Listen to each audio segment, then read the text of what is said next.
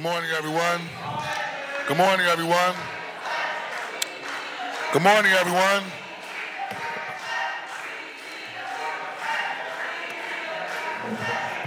So, good morning, everyone. I'm gonna do it this way. I'm usually generous, right? I'm being fair, and we're gonna have plenty of opportunity to talk about the people's budget and have ample amount of opportunity to talk about all the things that you want to hear. But we will have some order, we will have some decorum.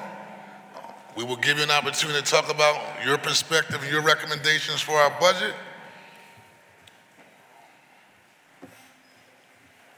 Let's have a good time today. I do not feel like ejecting people out of the people's house. So let's have some good time and do democracy in action. Welcome everyone to City Council this morning. This is the public hearing and a public committee of the whole regarding bills number 250195, 250196, 250197, 250198, 250199, 250200, 250201, 250202, 250210, 250211, 250212, and resolution number 250214.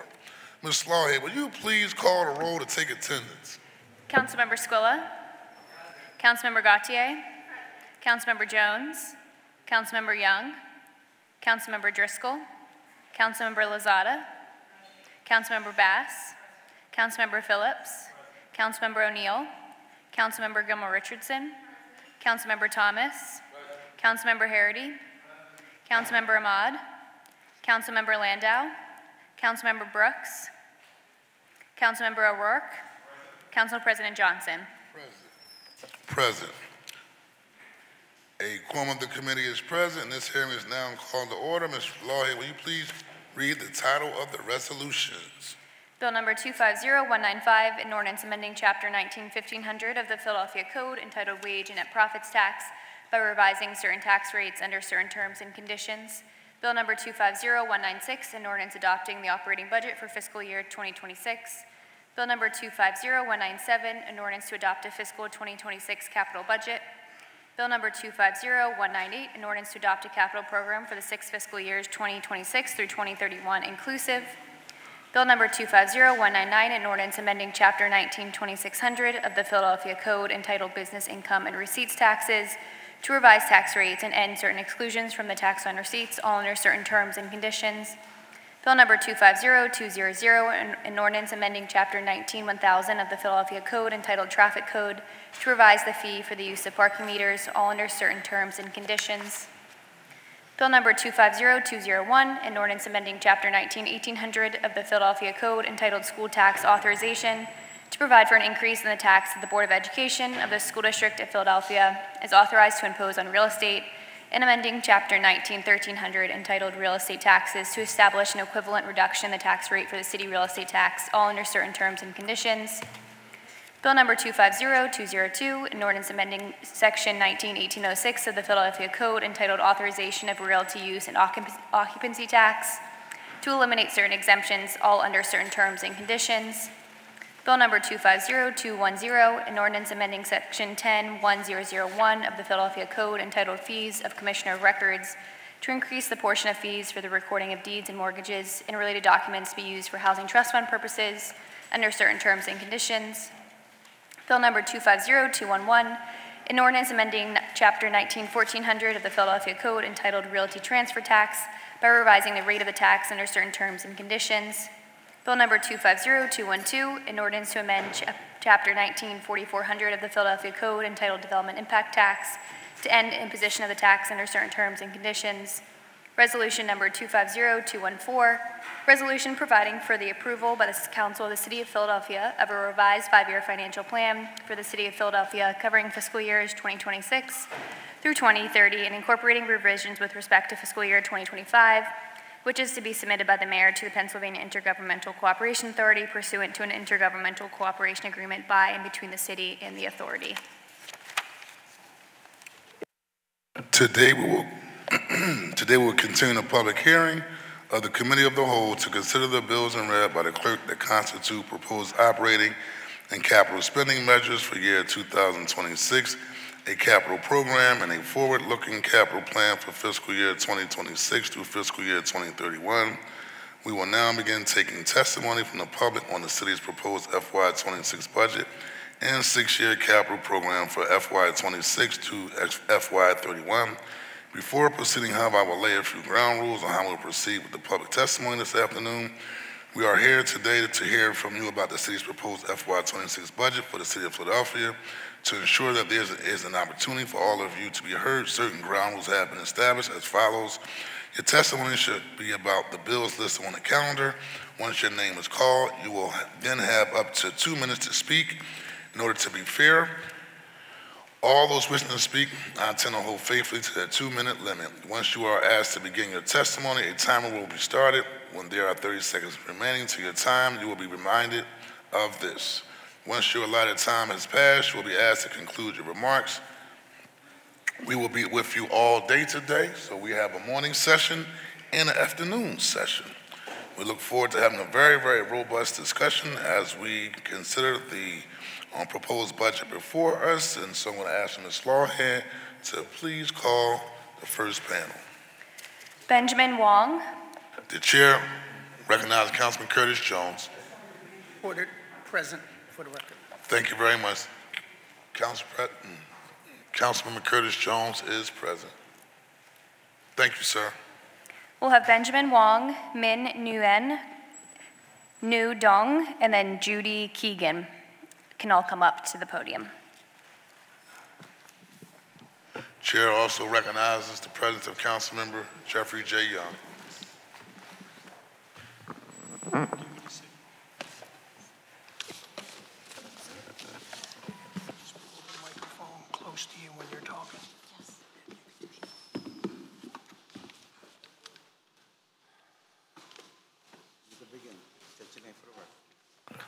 My name is Benjamin Wong.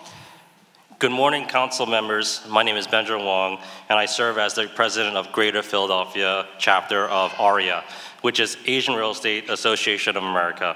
I'm a realtor and a proud advocate for small businesses throughout our city. But beyond my current role, I come from a small business family, and I know firsthand what it means to struggle just to stay afloat. My parents own a food distribution business in Northeast Philadelphia. The business ran almost 22 hours a day, and both of my parents worked over 12 hours daily. It was hard, physical, and nonstop work. There were times we had to rush to the bank just to make sure checks we wrote wouldn't bounce. Between paying employees, covering the rising cost of goods, and keeping the trucks on the road, we barely got by some weeks. That experience shaped my understanding of what it really means to operate a small business and how every single dollar matters. Today, small businesses in Philadelphia are under even more pressure. Inflation, staffing shortages, and rising operating costs are already stretching them thin. And on top of that, they face one of the highest local tax burdens in the region. The wage tax and the business income and receipts tax make it harder for these businesses to reinvest, grow, and simply survive.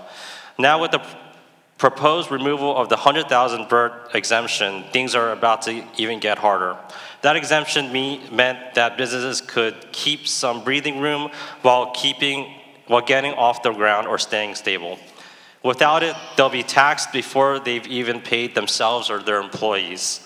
These aren't large corporations. These are family-run shops. Community anchors are our neighbors. They are the backbone of America and certainly the backbone of Philadelphia. We want to stay here. We want to hire, reinvest, and grow. But we need a tax environment that supports that, not one that makes it harder. So today, I respectfully urge you to support modest, meaningful reductions to the tax and bird taxes. These changes won't just support businesses, they'll support neighborhoods, families, and job creation across the city. Thank you for your time and your continued service. I'm proud to be part of the city and look forward to being a resource as you work towards more of a supportive economic environment for all of us. Thank you. Thank you very much for your testimony. Hi, City Council. My name is Nu Yung, and I am Vice Chair Policy from AREA also. I have been a realtor for 4 years, and I am also a real estate investor. I run a small company which I do fix and flip. I bought the old house, fix it, and sell it, or I refinance and rent out. I'm honored to be here today to testify and support for further reduce the wage tax and business income and receipts tax. Because my equity is limited, I must seeking for the financial leverage from the bank lender. I must try my best to balance the cash flow to ensure that I can repay the loan I have in doing the business. The tax right now for my business is quite high. I must pay 4.2% for transfer tax in Philadelphia for each transaction buy and sell. And after that, if I sell the house under a year, I will be charged 30% of the capital gain. After all kind of the transaction tax from that project, I must pay the federal tax, Pennsylvania tax, and after that I must pay the city tax too. When I filed the tax in the early of this year, the tax I pay for city is almost at the same with the Pennsylvania tax, and after all of the tax, my profit is not much. I want to, right now, the cost for the supply and the labor is really high. If I compare to another area, the transfer tax is only 2% for each transaction. And in the other areas, the insurance and the cost for the other thing is cheaper. But to be honest, I want to be here. I work in real estate for a long time, and I'm sick to hear the other people say that our city is outdated, the house look old. I want to do something that for us to proud because of the Philadelphian. But with the tax increase in the future, it is really hard to us to maintain this kind of the business. I want to be here, and I need the support from the city to grow up and make this city better. Thank you. Thank you.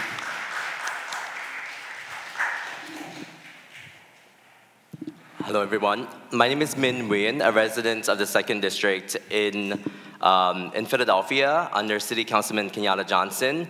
And I'm here today representing the Asian Real Estate Association of America and Philadelphia in partnership with the Asian Chamber of Commerce to offer public testimony on the city budget. On the quick side note, today is a glorious day because my baby sister Trin is in labor as we speak, and she's ready to give birth to my first niece. I'm going to be a gunko, y'all. Another resident in the 2nd Councilmanic District. Pregnancy and the birthing process is an absolute miracle in the circle of life, and happy belated Mother's Day. If it were not for women and mothers, the world would not be in existence. So to all of the moms, wives, and sisters, we thank you and we love you. Yeah. And to my baby sister Trin Chupmong Mgai, happy Asian American, Native Hawaiian, and Pacific Islander Heritage Month to everyone. I hope you celebrate this month and eat some really good Vietnamese or Asian American food. I'm the Secretary and Policy Chair of the local chapter of the Asian Real Estate Association of America. We represent 45 chapters, 19,000 members, 51 ethnicities, 26 languages in North America. And I'm here with my colleagues Nu and our President Benjamin Wong, who spoke on the BERTS exemption and equitable tax reform to positively impact Asian American small businesses throughout Philadelphia. We are in partnership with Dr. Kine Arthur, CEO and President of the Asian American Chamber of Commerce, which represents 13,000 Asian American businesses in the city of Philadelphia, the highest number of businesses by any minority community in Philadelphia. Thank you to Asian American small businesses for all of your hard work and resilience over these last decades in building our community. At ARIA, we believe that housing is a human right, and we envision a world free of housing discrimination and free of homelessness. Thank you to the mayoral administration for your work in constructing the budget proposals and Home $2 billion Housing Action Plan synopsis. We are testifying to support maintaining and increasing the $100,000 exemption on the wage tax and business income receipts tax, which will allow businesses to invest in their business, expand operational capacity and capital expenditures, hire more staff and pay effective wages, increase productivity and grow the economic output, empower their communities, and make Philadelphia a more competitive business hub, attracting businesses from all around the region, country, and world. Related to the mayor's $2 billion housing action plan to build and preserve 30,000 housing units and issuance of $800 million to municipal bonds, we have some questions and concerns. Real quick, and we'll submit this testimony to the mayor and to city council, but we have concerns and questions regarding economic and environmental impacts, quality of life, affordable housing strategies, gentrification, displacement due to artificial inflation of the assessment of property taxes, underwriting of the municipal bonds, the repayment schedule, the increase of transfer tax by 0.5 to 1%, projected to procure just enough to cover the debt service over 5 years, and also the financial analysis of the plan, the OPA KML's volatile reassessments and unpredictable algorithm, and all of the other inefficiencies that we must correct before we take on such a huge development project in the city of Philadelphia. We thank you for your support of housing. Housing is a human right. Let's do this carefully and surgically and strategically. Thank you so much, and happy Asian American, Native Hawaiian, and Pacific Islander Heritage Month, everyone. Next, we have Judy Keegan, Mark Edwards, Alexander Roderer, and Emily Hashem.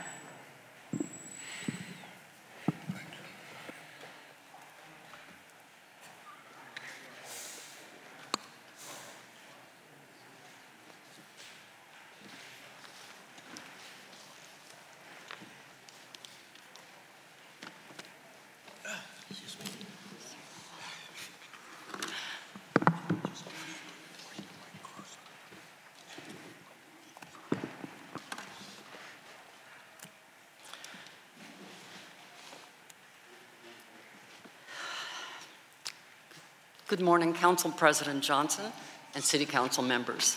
My name is Judy Keegan, and for the past 12 years, I've lived in the Tacony section of Philadelphia. Thank you very much for this opportunity to speak in support of an increased FY 2026 budget for Mural Arts Philadelphia. And special thanks to Christina Kuhlmeyer for her assistance in scheduling me this early this morning.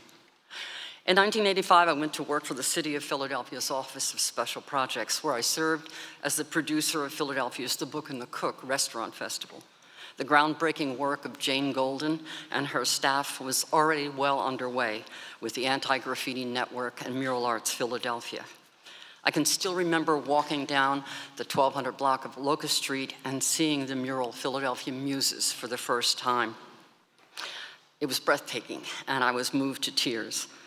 The swell of pride that I felt has been experienced many thousands of times over and over by Philadelphians citywide who see their own neighborhoods, history, and cultures celebrated by local artists.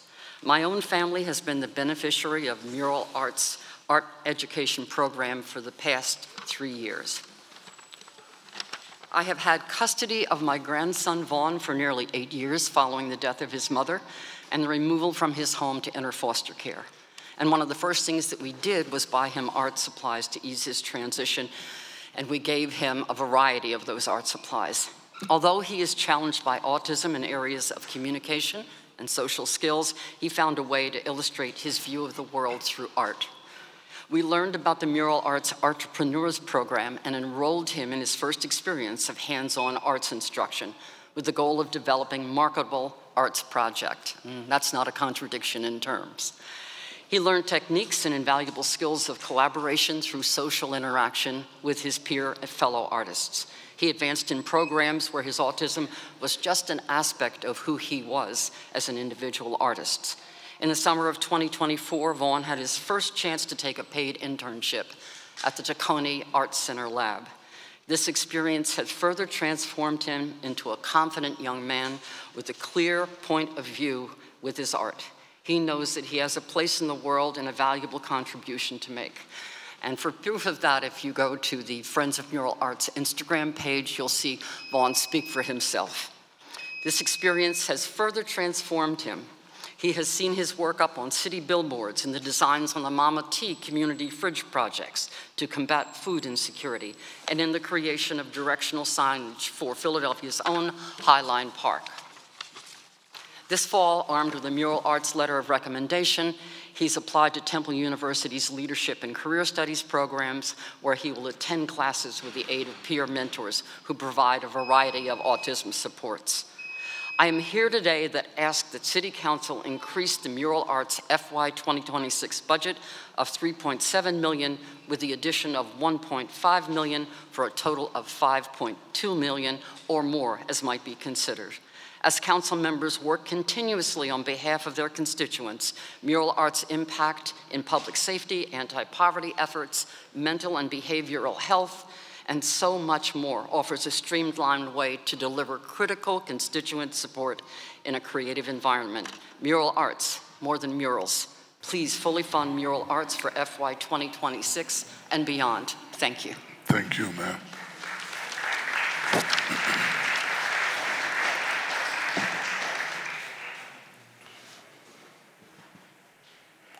Please begin.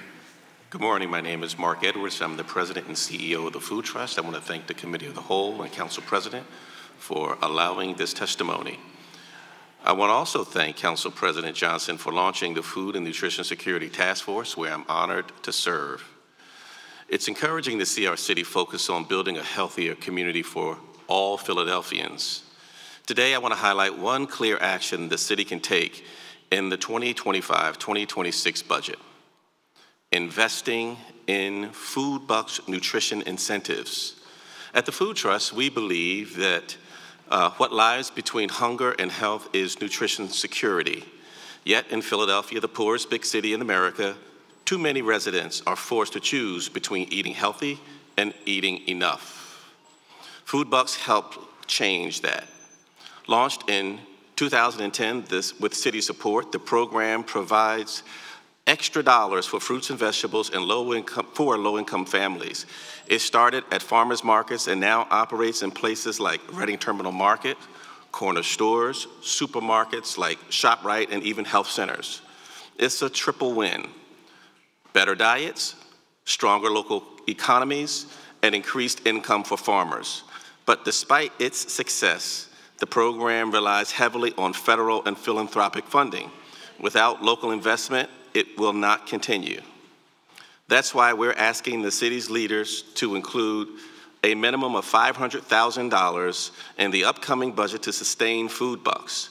Other cities have made this investment, and we urge Philadelphia to do the same.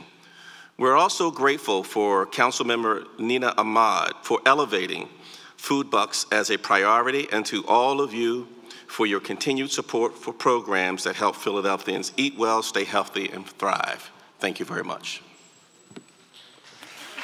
Thank you. And Mark, thank you for not just being on the task force, but being a co-chair of the task force. And I know there was a recent announcement about some devastating cuts to SNAP, right, which is going to impact people, particularly from impoverished neighborhoods. And so just thank you for your leadership. Great, thank you. Thank you. And if I may just take a bit of privilege, I followed the prior testimony about the Anti-Graffiti Network and the Mural Arts Program, where I had the honor of serving as its Deputy Executive Director for 10 years under the late Tim Spencer. So I just wanted to acknowledge that and give Tim his just due. Thank you. Yes, thank you, sir.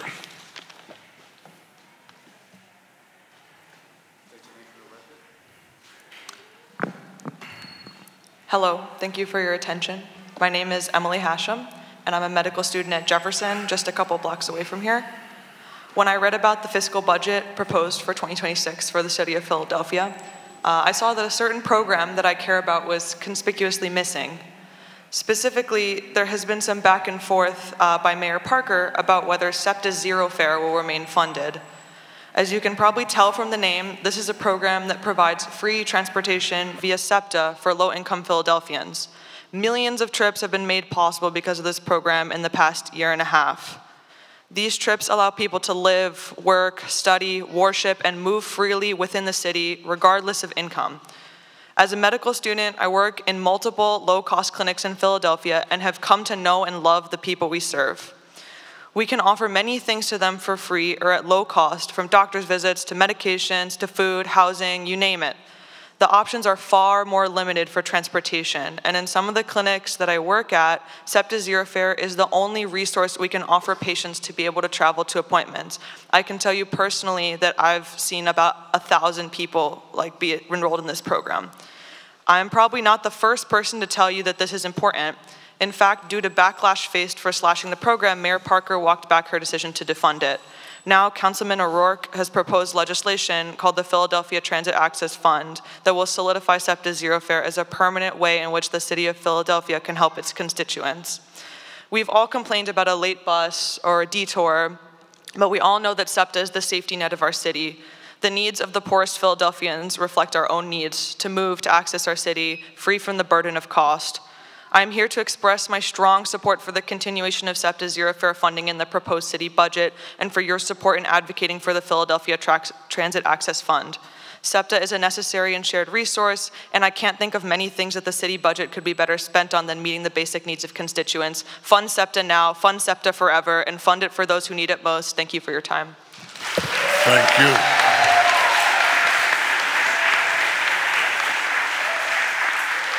Next we have Kine Zaw, Marjorie Goldberg, Alexander Roderer, and Stan Horwitz.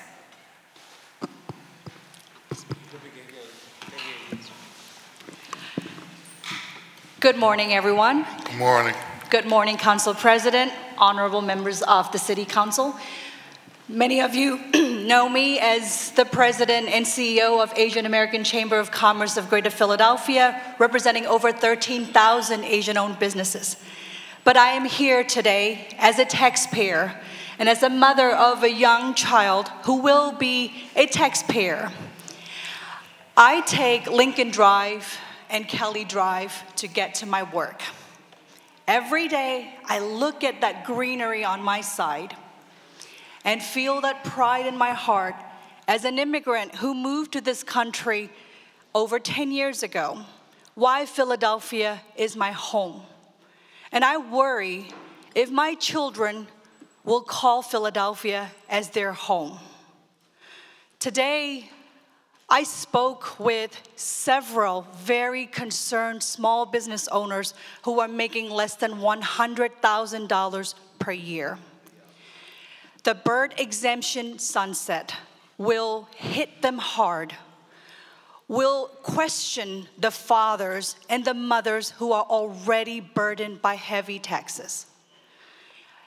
My job as the president of the Asian American Chamber requires me to educate myself, because ignorance is not bliss when it comes to taxation and city budget. I know how you all care about the city, and you are all very brave. That's why you ran for public office. And I can tell you that all my members are in your districts. Every time there is an election, we do our civic duty. We go out, we vote. We elect you all as our representatives to represent our best interests.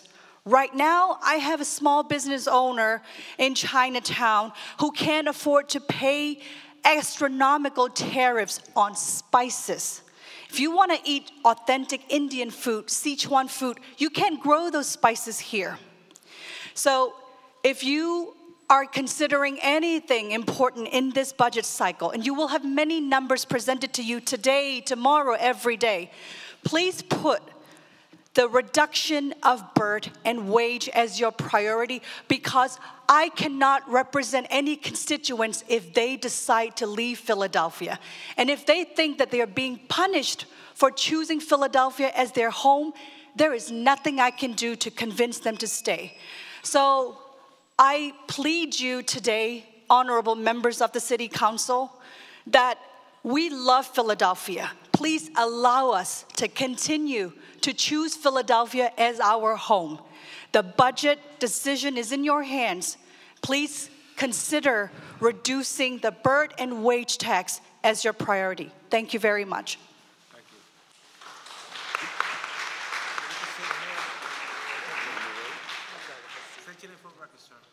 Jonathan Fink.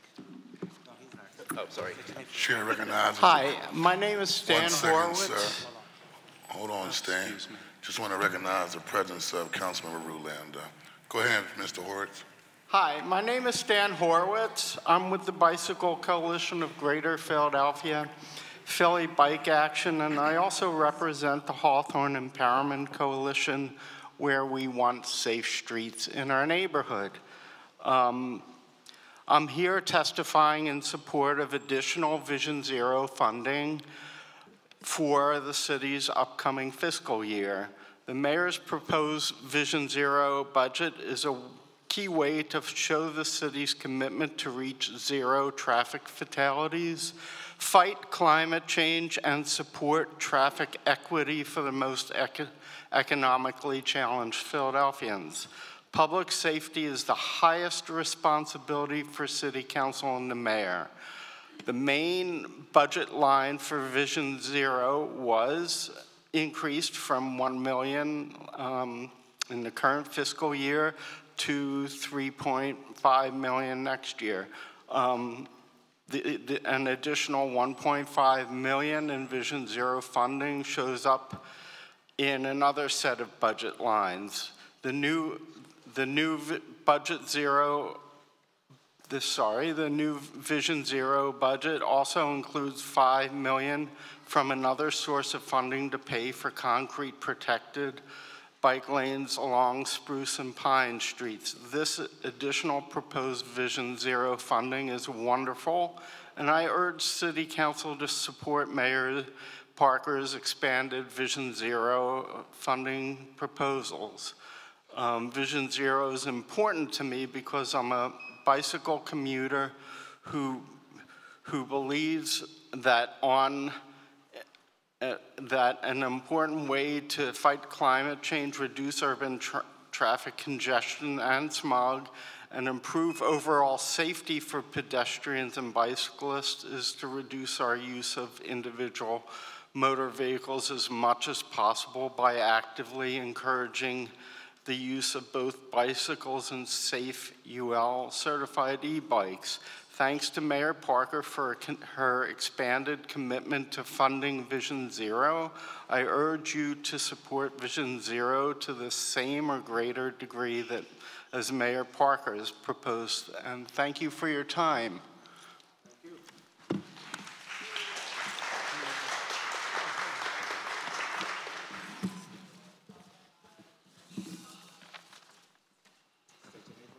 Thank you. I'll go. My name is Jonathan Fink, and this is my incredibly beautiful wife, Marjorie Goldberg. Go ahead. We are here to talk about the Smart rebirth of the Philly Pops, working as the No Name Pops until July 1st, under new leadership led by its own musicians, all members of Philadelphia Musicians Union, Local 77. We are excited and grateful for the funding we have received so far from the city and the help that we've had from City Council, and we're here to encourage your support for us in the future. We'd like to thank all the council members who have been so supportive while we worked to resurrect this Philadelphia institution. We started the No Name Pops in May of 2023, performing over 50 free concerts since then. These were all free and open to the public. We now have a newly formed board of directors, including Philadelphia Icon and Action News anchorman Jim Gardner. We have an executive director, Matt Coville, who many of you know, and our newly named music director, Christopher Dragon. We've been working hard to revive our concert series at the Kimmel Center in addition to performing all over Philadelphia for as many people as we can. During this last year, we reached an agreement with the Peter Nero's family for the rights to the Philly Pops name and branding. We worked with a local branding company to come up with a new logo and feel for our new organization. We're excited to share that Wah Wah Welcome America has invited us to return to play Pops on Independence Mall this July 3rd with guest artist Ben Folds. This is also free and open to the public. We have done this all while staying financially responsible. As a proud union member and vice president of Local 77, I want to share with council how their survival of the Pops is important to our working union musicians and future musicians. We have an orchestra of approximately 60 musicians and another 40 to 50 who play with us on a regular basis. For every concert we do at the Kimmel Center, there are more employment opportunities for all the performing arts union workers, such as the IATSE stagehands, the ushers, the box office workers, etc. With the closing of UArts, a giant hole was left on Broad Street. Many of the jazz majors and instructors from UArts are in our orchestra, and many play with us on a regular basis. We pride ourselves on creating pathways for young musicians to perform. As parents of an autistic young man, accessibility is very important to us. We are proud to share that the Pops is now an ArtReach access partner, so people with disabilities can purchase $2 tickets for our programs. We're also committed to maintaining our mission of free programming all over Philadelphia. We've been asked to perform 8 concerts next year for Artsinia and their Music in Your Neighborhood initiative. We're also producing our own free programming with other community partners. We have worked diligently to create an organization that works for our patrons, our great city, and our musicians, and we ask that you continue to help us by funding the Philly Pops. Thank you. Thank you for your time. Thank you.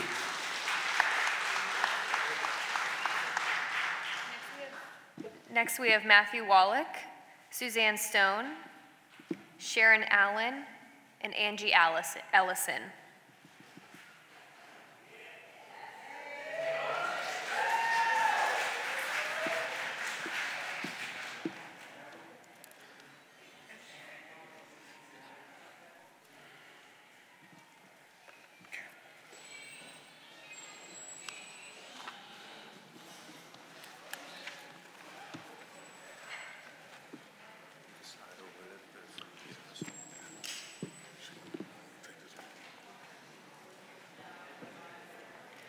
You can state your name and begin your testimony. Hello, my name is Matthew Wallach, and I'm here testifying in support of the proposed Vision Zero budget found in Mayor Parker's proposal, FY26, budget line 70.1 and 71.2 of the street budget in the 6-year plan.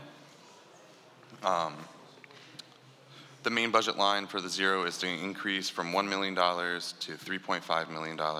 The additional $1.5 million in zero fund budgeting shows up in another set of budget lines.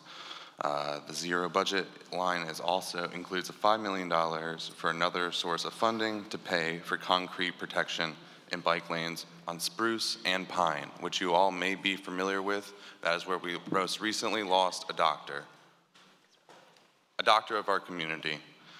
This is an important issue to me because every day hundreds of people move through the city. Fathers, mothers, sons, daughters, all use Philadelphia bike infrastructure, and there is no concrete protection. This is not paranoia, This is a fact. Yeah, last week we lost somebody in West Philadelphia, someone just trying to move about our city. Far too many times I've seen cars use the bike lane as a shortcut, which may save them time but puts others at risk, other lives at risk. Concrete will save lives. It'll increase the flow of traffic. It will also protect people just trying to live their lives. I was surprised to see the new budget line of 70.1 for multimodal paths and trails to help maintain in the city. However, it does not currently include for fiscal year 2026. I request that the budget line include $500,000 for fiscal year 2026. Having this money could provide funds to help any additional cost of state or federal funding for the project, safeguarding against potential delays causing unexpected costs and federal uncertainty. When I moved to the city, I didn't have $2.50 to take SEPTA. I had a bike, and that helped me get to doctors. It helped me get to work, or eventually I could take SEPTA, and that I could keep biking. I just ask you guys, please put other people's lives in your minds. Awesome, thank you.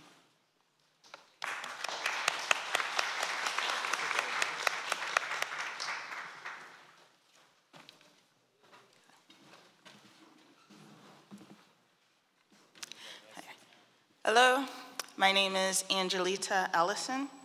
I am a volunteer with WCRP, which is a member of the Philadelphia Coalition for Affordable Communities. I currently live in Council District 5, but I have lived throughout the city. For about 16 years, I lived in South Philly in a house that belonged to my grandparents and then to my mother. It was an old house, and we didn't have the money to fix it up. My mother eventually applied for the Basic Systems Repair Program, but was denied because the cost of repair would be too high. My mother then attempted to get a loan from her bank and was also denied. So she decided to sell the house. I lived in the house with my sister, my son, and my mother. My mother moved down south after selling the house. The rest of us looked for a place in Philadelphia. Our choices were limited because of how expensive rent is in the city. We moved to the Northeast and then to Frankfurt, and now I live near Girard College. With all these moves, I got to see and experience what gentrification is doing to the city. I've seen my former neighbors leave South Philly. I've seen artificially inflated rent prices. I've seen a rec center tennis court unused for years be fixed up for new residents and not for the benefit of long-term residents. I've seen entire blocks under construction. So many people have been and still are where I was, struggling to find a place that they can afford. 30% of the households in Philly earned $30,000 or less, and half of all renters are housing cost burdened. Meaning once we pay rent, we don't have enough left over to pay for food, medicine, transportation, and other necessities. That number is going to go up as rents increase. The only reason I can afford my rent is because I live with my sister and we split the cost. The groups in the Philadelphia Coalition for Affordable Communities are asking city council members to put our housing resources where they are most needed. Pass a budget that increases rental housing production and preservation from the $78 million it was in last year's budget to $100 million for the next year. And shallow rent programs from $2,659,000 to $4 million. Please Eviction conclude your diversion testimony. rent payments also need to increase. These programs have done a lot to help the people of Philadelphia, and they can do even more if they are fully funded. Apologies for the interruption. Please conclude your testimony. We have several pages of witnesses, so we must stay on time. Yes, we are just finishing up. Most of the changes in the city that I've seen do not benefit the people who have always lived here. Now Mayor Parker is proposing more changes. I am here today to ask the City Council to pass a budget that benefits those of us who need housing resources the most. Yes. Great job. Okay. Good morning, everybody. Good morning, council members. My name is Sharon Allen. I'm an independent living specialist at Liberty Resources, the Center for Independent Living, serving people with disabilities in Philadelphia. I'm a proud member of the Philadelphia Coalition of Affordable Housing, yeah, okay. Every day I work with people with disabilities who are trying to independently live, to whom rely solely on Social Security and SSDI to survive. Finding any affordable housing in Philadelphia is difficult, but for someone who also needs accessibility, a ramp, roll-in shower, elevator, it becomes almost impossible. Our city is the poorest of the 10 largest cities in the country. We cannot continue to ignore this reality. We need to make sure our housing policy funding priorities reflect the needs of our residents, especially those who are most at risk of institutionalization or homelessness, simply because they can't find an affordable, accessible place to live. Right now, we're seeing people forced to choose between housing that they can't physically access or staying in nursing homes and shelters. That's not a choice, it's a systematic failure. To address this critical need, the Philadelphia Coalition of Affordable Communities urges council to take concrete action by funding adapted modification programs to ensure that housing is accessible for everyone with disabilities. An $8 million commitment per year budget will start to meet existing demands for aging and disabled homeowners. This includes funding for crucial features like ramps, roll-in showers, and elevators. We must focus our efforts and ensure that funds reach the most in need, especially to the program I've underlined. Sir, please conclude your testimony. I will, okay. Furthermore, we must ensure a significant allocation is directed towards the creation and adaptation of accessible housing. People with disabilities deserve to live with dignity in the community of their choice. Thank you for listening, and please prioritize the critical investment in programs that directly support those who need housing the most. Thank you guys for listening.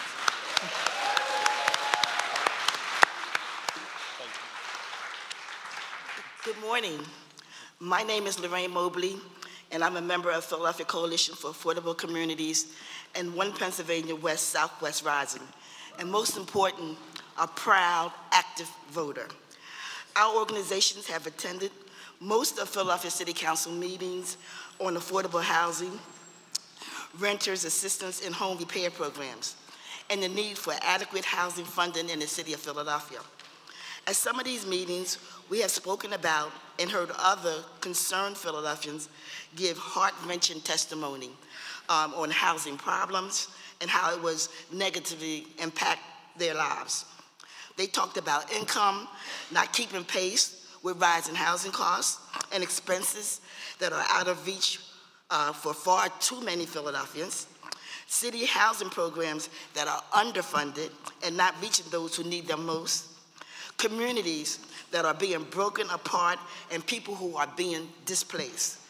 And in summation, felt that housing insecurity is rampant in Philadelphia, and it affects every single council district. You have heard the concerns and cries of the people. Home repair programs work. They keep communities together. They support generational wealth. They slow down gentrification. And they provide a tax basis for the city of Philadelphia. This would enable families to make repairs and support the production of new, truly affordable housing. As you gather together to tweak and vote on the budget, please remember that one of every 3 Philadelphia households earn less than $30,000 a year. This is about 200,000 households. Half of these households earn less than $15,000. Remember that Basic System and Built to Last programs are currently underfunded. Basic Systems has approximately 7,000 individuals on the waiting list, and Built to Last have over 2,000 on this waiting list. If it is your plan to increase the income requirements for eligibility, thereby increasing the number of individuals who will apply and qualify for these programs, the budget needs to be significantly increased to provide sufficient funding. Ma'am, please conclude your testimony. Any budget that keeps funding for Basic Systems and the Built to Last program the same as 2025 should not be passed by City Council. We need action from the Philadelphia City Council to adjust the budget to correct the housing funding deficiency. We need the council to defend our right to stay in our neighborhood in safe, secure, healthy, and affordable housing. We need the city of Philadelphia to recognize that affordable, accessible, and safe housing is not a privilege, but a fundamental human right. Thank you.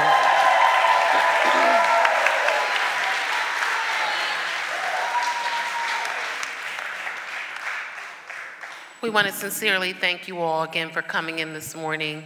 I'm going to reiterate that we need everyone to stick to the time allotted. We have 3 pages of witnesses to provide testimony. We want and need to get to everyone today. We will only do that if everyone sticks to the time that has been allotted. Thank you for your understanding. Please proceed. State your name for the record and proceed with your testimony. Good morning, members of City Council. My name is Suzanne Stone. I'm principal at Stone Sherrick Consulting Group, and with me today is Maria Gonzalez. She's president and CEO of ASE CDC. Thank you so much for the time to speak today. I'll be very brief. I'm honored to testify in support of the Parker administration's HOME initiative. My firm works with nonprofit and for-profit developers all across the city of Philadelphia to finance and construct affordable housing and community development projects across the city. In my 35-year career, it's hard for me to say that, 35 years, the low-income housing tax credit program has proven to be by far the most effective tool for building hundreds of affordable housing units each year and leveraging hundreds of millions of private capital annually for new housing developments and preservation deals across the city of Philadelphia in every single council district. Many of these units are deeply affordable, serving the exact population that the testifiers that were focusing on that testify before me. Deeply affordable, I'm sorry, I lost my place. All of these units are held to rigorous standards, housing quality standards, accessible standards, visitability standards. They're extremely high quality housing. I urge City Council and the Parker administration to meet this momentous opportunity and have 2 small recommendations. One is to increase the 2 line items, affordable housing production and the preservation line item. If those line items are increased, we'll be able to produce more units. We'll be able to leverage more private capital into the city of Philadelphia. And my second small recommendation is to increase the funding per project from $3 million to $5 million. If we do that, we'll find deals will happen quicker, close quicker, and we'll be able to build units of a larger scale. Thank you for the opportunity. I'm going to pass it to Maria now. Thank you.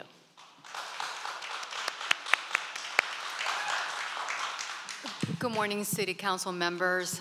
Again, my name is Maria Gonzalez, and I'm president of ASE CDC, serving the Fairhill and St. Hugh community. First, I want to thank Mayor Parker for developing the Home Initiative that incorporates feedback from a diverse group of stakeholders, including developers, for-profit, nonprofit, and community groups. And also its comprehensiveness in tackling the many facets of the housing crisis that is impacting this great city. It includes preservation of multifamily housing, home repairs, shallow rent, housing counseling, and also, most importantly, the production of new housing units.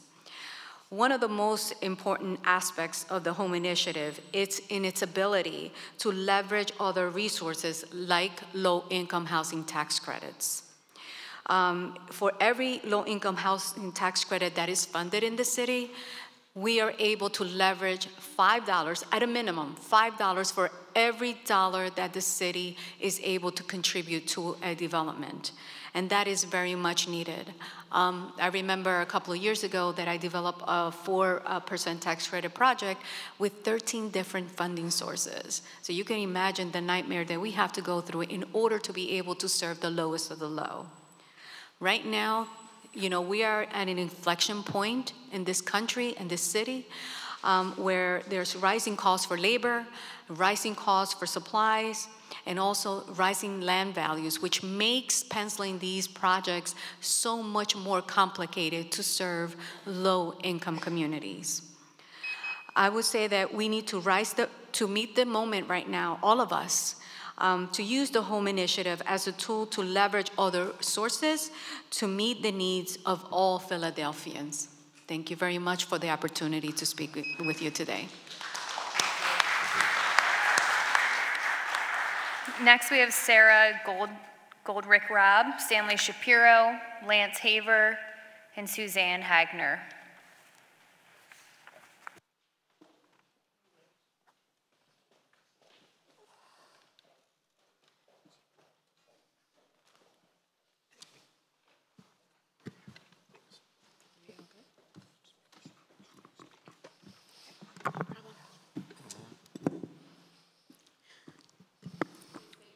Please state your name for the record and proceed with your testimony. My name is Dr. Sarah Goldrick-Rabb. For 20 years, I've been a professor at the University of Wisconsin-Madison, at Temple University, and now at the People's College, the Community College of Philadelphia. I'm also an award-winning researcher. I have a doctorate from Penn in sociology. I'm a Philly public school parent with one who's 18 going off to school now. And I'm the board chair of an anti-gun violence nonprofit called the Azim Dukes Initiative at Malik Jackson's Boxing Gym in Northern Liberties.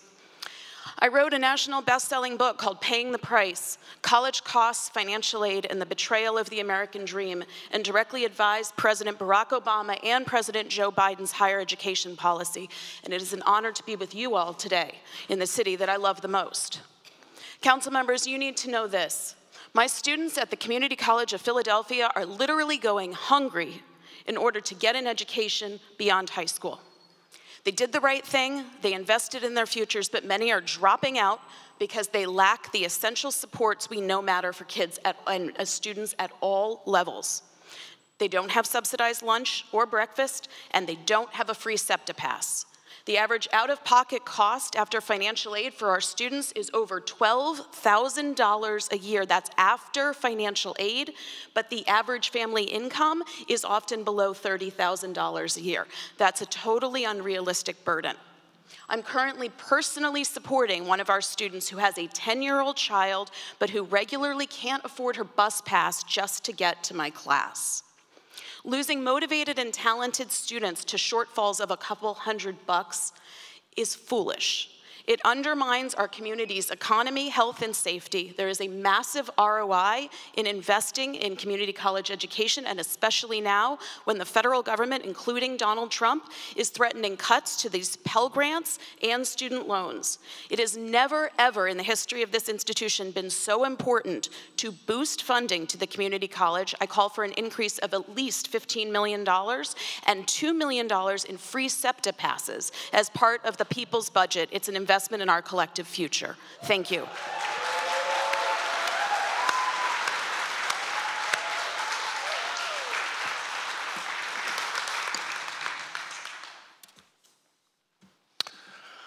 Good morning, members of council. Thanks for this opportunity to testify. My name is Stan Shapiro, and I'm here testifying on behalf of Philly Neighborhood Networks.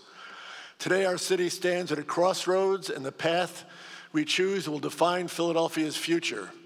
Across the country, Democrats are united in opposing tax giveaways to the wealthy and big corporations. Senate Majority Leader Chuck Schumer recently warned that Republicans are pushing tax cuts for billionaires at the expense of working families. These are his exact words, calling out his MAGA colleagues. Yesterday, every single Senate Republican signed their name onto Donald Trump's plan to cut taxes for their billionaire buddies. Donald Trump and House and Senate Republicans are united where it matters most. They want to give their billionaire buddies a tax break and have the American people pay the cost. House Democratic leader Hakeem Jeffries echoed this, calling out on national television Republican efforts to pass, quote, massive tax breaks for billionaires and wealthy corporations, sticking the bill with working and middle-class Americans. Yet here in Philadelphia, our own Democratic leadership is considering a plan that mirrors these same failed priorities, a near total repeal of the city's business tax, justified by vague promises of economic growth. The only certain outcome is a sharp reduction of city revenues we desperately need as federal and state cuts threaten vital services. If these tax cuts pass, who will fill the gap? What will fill the gap? Housing, public health, environmental protection, and energy assistance programs are already facing deep cuts from Washington. Slashing business taxes now will only worsen the pain for those who rely on city services the most. This approach is not just economically reckless, it is politically self-defeating. Why should struggling Philadelphians turn out for Democrats if City Hall adopts the same trickle-down logic as MAGA Republicans?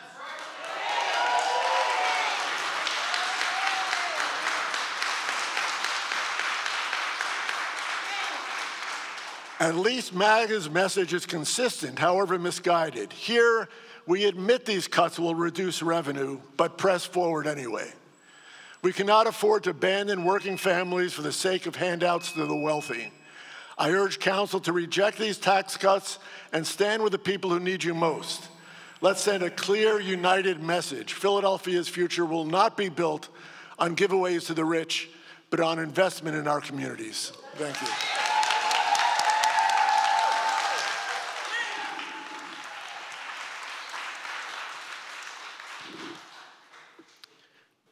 Good morning. My name is Lance Haver, and I'm here to talk about something City Council has complete control over, and that's the Water Department. As you're sitting here today, the Philadelphia Water Department is seeking a 20% rate increase. When they're successful, and unless you act, they will be successful, the bills will go up to over $100 a month. In 2023, the bills were $69 a month. That represents almost a 40% increase in water bills during that time. And that's because the system we're using is corrupt. The Water Department always asks for more than what it needs. They then go through a show hearing where they negotiate it down and they get what they want.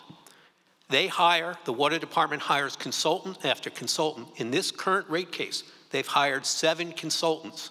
Every one of them is consulting them with how they can raise the rates. They have never hired a single consultant to find a way to reduce rates. They have never undergone a management audit. Yes, the controller does a fiscal audit, but there is no management audit that would find ways to save money. In addition, the Water Department doesn't know whether they hire local companies or not. This came up during discovery at the water hearings. I asked directly, how many of the companies you contract with are located in Philadelphia? And they told me they didn't have the time and they didn't have the resources and they didn't know. One of the economic engines for the city is our institutions, our publicly owned institutions like the Water Department, doing business with local businesses. I'll make 3 more points and then I'll let you get on to some of the broader issues. But again, water is a fundamental issue that you have direct control over. This is not something you can say, I can't do anything about. this is something you should do something about. One, the water department should use its economic power to create jobs in Philadelphia. One of the advantages the city of Philadelphia has over the southern regions of the country and the Southwest is plentiful water. They should actually have some recruiting businesses that use water so we can have living wage jobs. Two, they should combine services with PGW. Most of us live in row homes. The gas meter and the water meter are no more than 15 foot apart. Why do we have two separate meter readings, and why do we allow the water department to contract with a company in Tennessee to do that? Three, please conclude your testimony. I'm sorry. Okay, keep going. Three, we have to put an end to the constant water department asking for more rates and going through a farce. Separately, they will go behind closed doors and negotiate a rate increase, and that will not solve the problem. The only way that the problem will get solved is if you take the interest. Water, the most fundamental utility in the city, which is controlled by us. Don't turn the other way. Thank you. Thank you very much. Next we have Suzanne Hagner, followed by Nico Meyering, Kim Kinnison, and Quincy Blake. I will, but no, I did not. You want me to? Chair recognizes Councilmember Jones. Ms. Keaton, Madam Chair, if they submitted written testimony, and they promised me they would provide it to you. I apologize. I thought I would have longer. One moment. Okay. I apologize. I will have a Hold on. Speak into the mic. I will have a concise information to give as testimony. Thank you. That'll be excellent. Thank you very much. Please state your name for the record and proceed with your testimony. Okay. Good morning. My name is Suzanne Hagner, and I'm here to testify for the 2026 budget on lines 71.1 and 71.2 of the streets budget in the 6-year plan. I am testifying. I moved back to Philadelphia and settled in the northwest neighborhood of Wissahickon 14 years ago. And in the first couple of years, 4 people were killed on the Henry Avenue stretch that goes through Wissahickon. That's only a mile and a half of corridor. And there would be balloons and stuffed animals placed on Henry Avenue, and that was like the end of it. There wasn't much outrage about it. Fortunately, I was also working with the streets engineers within the neighborhood to make our streets safer, and I was introduced to, connected to the PennDOT engineer for Henry Avenue. And the result is that section of Henry Avenue and all of Henry Avenue, the structure and the design is so much better. We have had no fatalities. We are not having crashes there. We have 2 new traffic lights. There's a red light camera at the busiest intersection, and there's a new raised multi-use trail from Schoolhouse Lane to Walnut Lane. However, on the other side of our neighborhood is Ridge Avenue.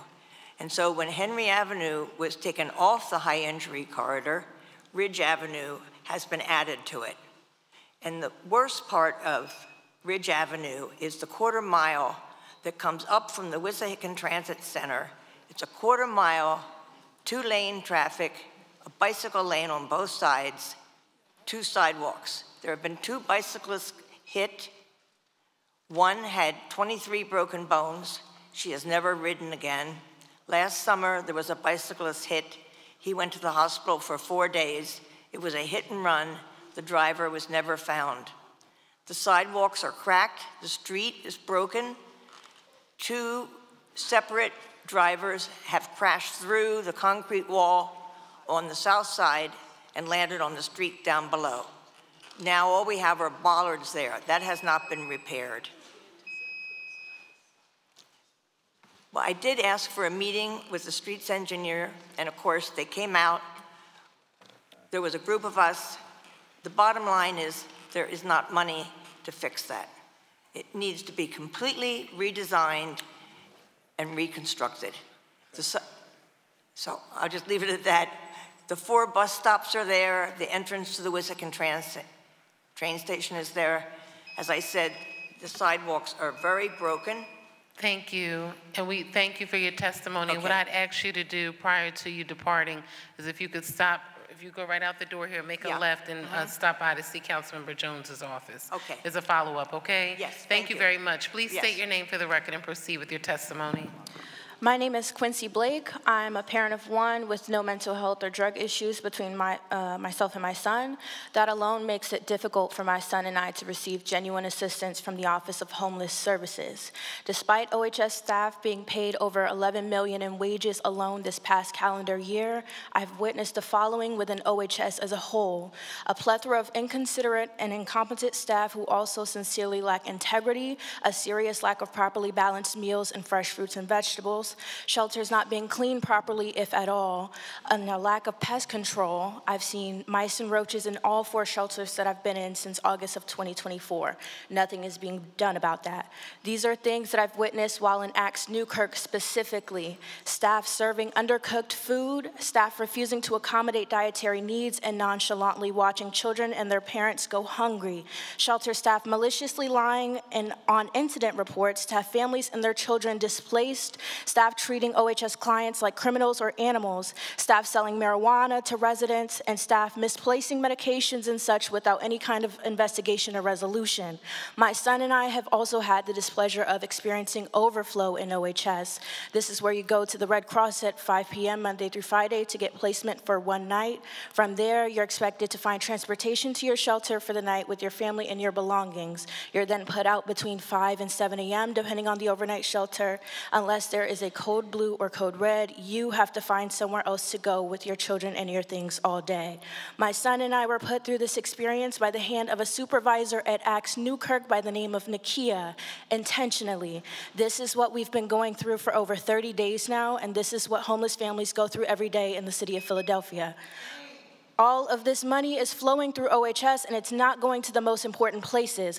There are more than enough rehabilitation programs. OHS staff treats clients as if they don't get paid enough to treat them with empathy and respect, and families are not getting their general needs met. The shelters are not using their funds appropriately. There needs to be a crackdown on where OHS funding is going and who OHS is hiring.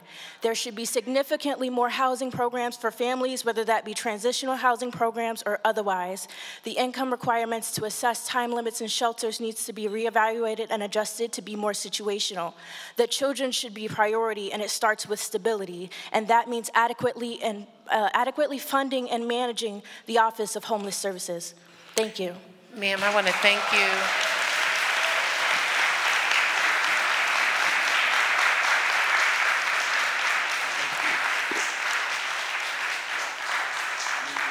Ma'am, thank you very much for your testimony. I've asked my team to get your full contact information.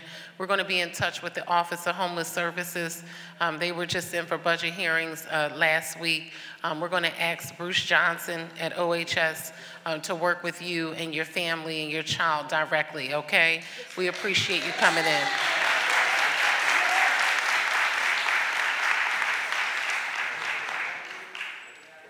The chair recognizes Councilmember Young. Thank you. So the very same shelter she was speaking about is the same shelter I mentioned to OHS that's feeding, the participants lettuce and tuna, right? And so, we definitely need to stay on top of this issue with our services that we're providing to our most vulnerable population. So thank you, Madam Leader. Thank you very much, Councilmember Young, and we will be following up with OHS. Thank you very much for your testimony. We'll now ask the clerk to please call the next set of witnesses. Nico Meyering and Kim Kennison. Mark Clancy and Sonia Sanders.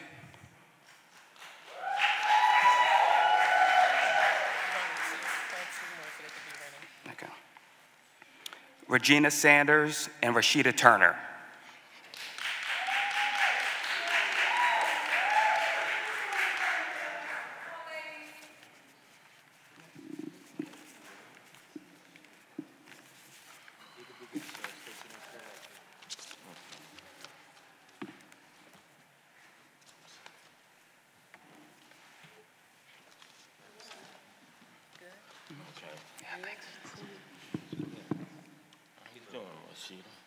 Okay, please state your name for the record and proceed with your testimony.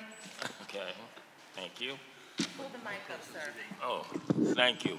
My name, for those that don't know, is Mark Clancy. I am a member of Philly Thrive and a resident of District 2. There are many low-income people in the urban community that cannot afford to have their homes repaired.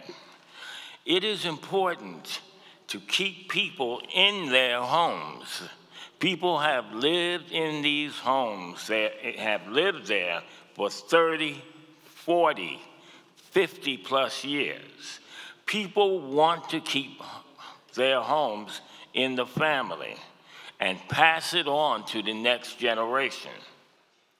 Without assistance, how are they going to repair their homes? Some residents are being forced to leave their homes because developers want the property to build condominiums or whatever, which will raise the real estate tax in where people are living, forcing them out, forcing them to relocate. And it's coming at a cost to the community and forcing people out of their homes because the real estate tax is increasing. We need $10 million for Philadelphia Energy Authority's Built to Last home repair program and other clean energy initiatives. This program is unique because it provides repairs, clean energy, and we all know what clean energy is, and weatherization. Built to Last is both a green option that supports the lowest income homeowners to make repairs and stay in their homes. It is a win-win program. Although many of my neighbors are homeowners, I am a renter on a fixed income. We are not just asking for repairs for homeowners, but we need all Philadelphians, not part, not a few, all Philadelphians to have a safe, healthy home. Thank you. We need $10 million for L&I to have proactive rental inspections. Sir, please conclude your testimony. Pardon? Please conclude your testimony. Yeah. Please put your low-income, senior, and disabled, like myself, constituents over the profit of corporate landlords, slumlords as we call them, and developers. We are sharing our voices, and we need you to listen. To quote the Bible, those that have ears to hear, let them hear. Those that have eyes to see, let them see. And I am complete. Thank you.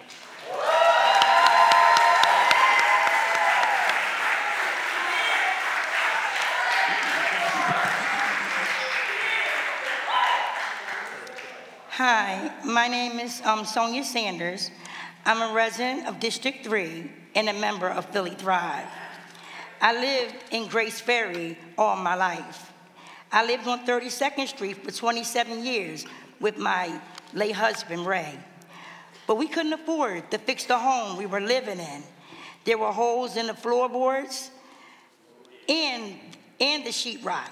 You could literally see through our floorboards when you were standing in the basement.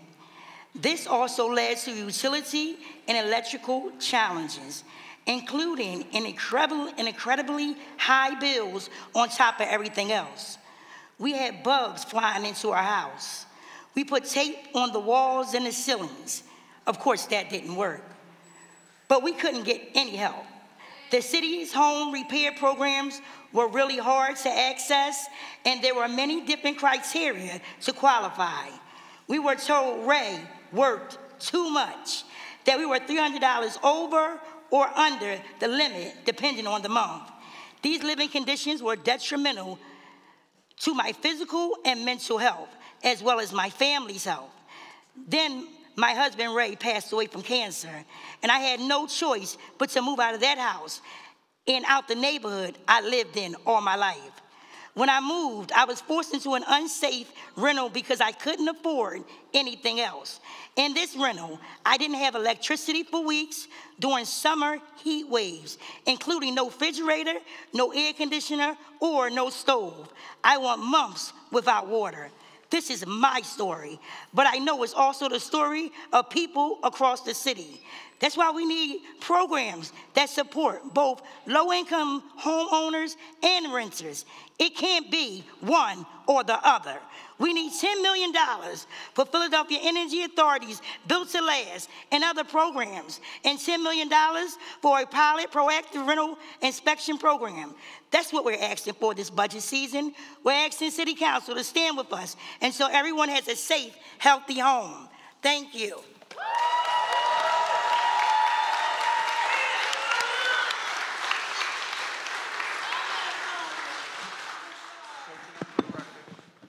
Good morning, my name is Rashida Turner. I'm a low-income renter, resident of District 2, and a member of Philly Thrive. I'm here sharing my story in public for the first time. I had 3 young children under the age of 10, including a baby less than 1 year old. My kids cannot even take a bath instead of putting a new tub like we need. My landlord just keep repainting it, causing the drain to be clogged. We have holes in the walls, the carpet's always wet from water leaks, and the floor is ripped. Even the electrical wiring is bad in the house. The lights keep going on and off. I'm worried about having an electrical fire. It is going to take me to losing one of my kids or myself until you decide to do something. Living in low-income housing and the landlords don't do anything. They take advantage of us. I feel like we're being treated like animals, like dogs. I called L&I numerous times in the past 2 years. When L&I finally came, my landlord had over 26 violations. How is it that they still passed inspections? And not only that, but I got retaliated against for standing up for me and my kids. Every other month, I find myself in the eviction diversion program every time. I don't owe anything. I don't even like to walk in the door of my house. The living situation has sent me in a deep depression. This past weekend on Mother's Day, my neighbor helped me comb my hair. I had chunks of my hair falling out. That's how stressful and hurtful this has been. I feel like I felt my kids. My kids see me crying. I tell them, I'm sorry, I'm putting them through this. It's not my fault. It's the landlord's fault and the city's fault for not holding them accountable. Even through the tenants getting blamed, you want us to vote for y'all, but y'all not helping us. We need $10 million for a proactive rental inspections to hold these slumlords accountable so no one has to go through what I'm going through. I explained to my kids that I'm going to make it good for them one day. The moment I can afford it and I'm out of here, that's a promise. And the first day that we move, my kids are going to be able to take a bubble bath. My kids cannot even sit down in the tub. They have to take showers. And my kids can't sleep safe at all. The house is under hazard, but somehow LNIs keep passing, PHAs keep passing, and I'm tired and I'm out on disability right now after I had my last baby, but it's time for me to get back up and go to work with my pain and all, and to get my kids somewhere to go. Thank y'all. Have a nice day. Thank you. Thank you very much.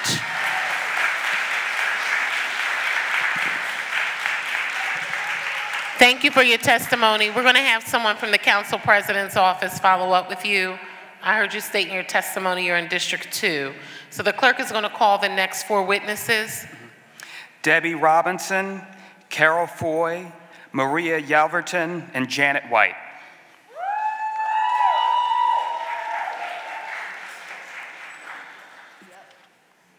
I saw her walk today. They going first, not me. Okay, thank you all so much for being here. We're going to ask that you state your name for the record and proceed with your testimony. Ma'am, you can get started at the table. Thank you, Sonia. Okay. Go ahead and start. Turn around and start. Okay.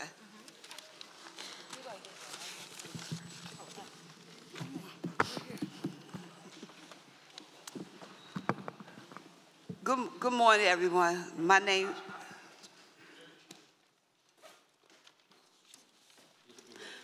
Okay. Good morning, everyone. My name is Carol Ford. I'm a resident of District 2 and a member of Philly Drive. Everyone needs a healthy home, especially seniors. I know multiple seniors who sometimes don't even have heat or hot water. Many seniors are on a fixed income, so they cannot afford to repair things. For example, my friend, the neighbor, Miss Jeanette, had a hard time fixing her house because she could not afford it. She lived in the house for 60 plus years. She grew up there and raised her children, grew up there and raised her own family there. She deserves to live with dignity, but she had to fix her home like patchwork. She couldn't have used some help, but she died 2 years ago before her house was fixed. My other friend, Connie Bennett, had to sell her house, and she lived in for 60 years.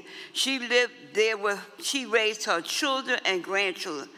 Because she could not afford the repair, she sold her house, and she had to leave the neighborhood and go live with her daughter in Delaware County.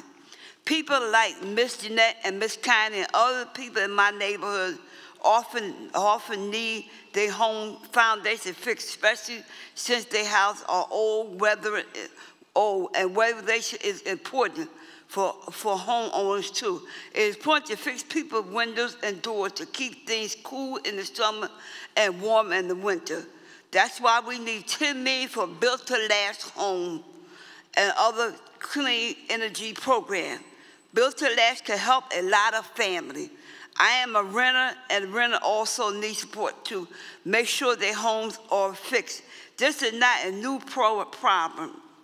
My son was born in 1968. He and all my family had asthma because of mold. My mother was also when we had mold and rats and holes in the wall. She was scared to report this to Ella and I, but she did the best she could. This is not right. We need $10 million for Ella and I for progress rental inspection programs so that renters move into homes in good condition. Everyone in Philadelphia deserves a safe, healthy home.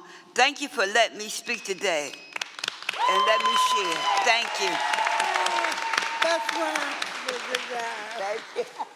Next. State your name for the record, please. Okay. Ma'am. Yes, please speak into the mic. Thank you. Okay, can you hear me? Is that good? My name is Debbie Robinson. Good morning. Thank you for allowing us to come here today. My name is Debbie Robinson. I'm a resident of District 2. I'm a renter and a member of Philly Thrive. I remember growing up in a house that wasn't livable. It had so much mold that it caused me and my siblings to have asthma. No one would help my single mom make the repairs we needed, even though she was just trying to get support and live in a decent place. Now, 50 years later, my friend Mary, mom, is still facing the same challenges. She can literally see the roof through her house. Both low-income homeowners and renters need repairs, and everyone deserves to live in a safe and healthy home.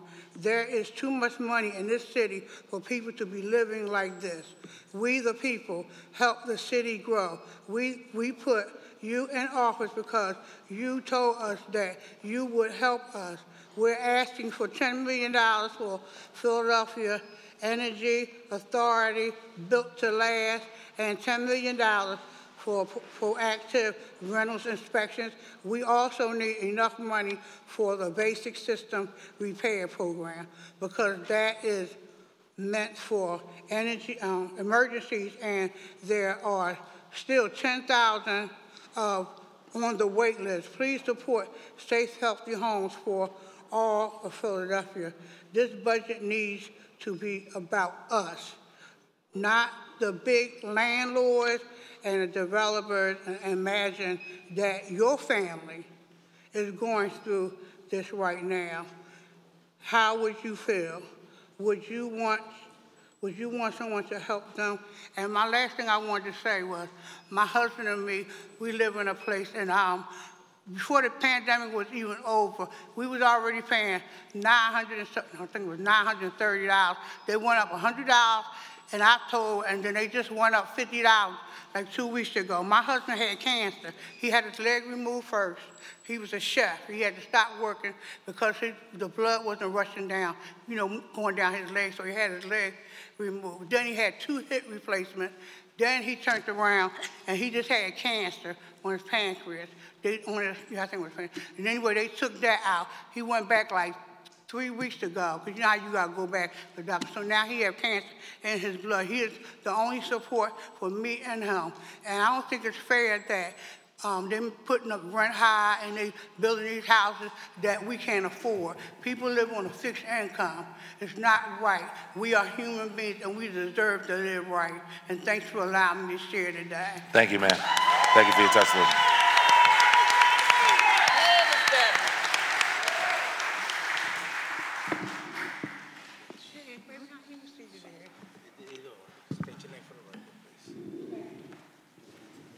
State your name for the record, and you may begin with your testimony.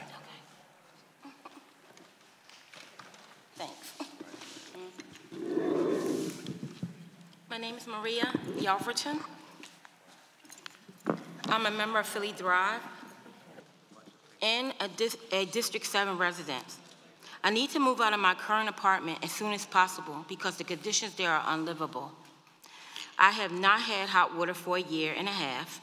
Throughout the winter, in order for me to take a warm shower, my daughter has to carry boiling water up a flight of stairs into my bathtub. This is dangerous. And this is on top of the fact that I continue to pay my rent every month.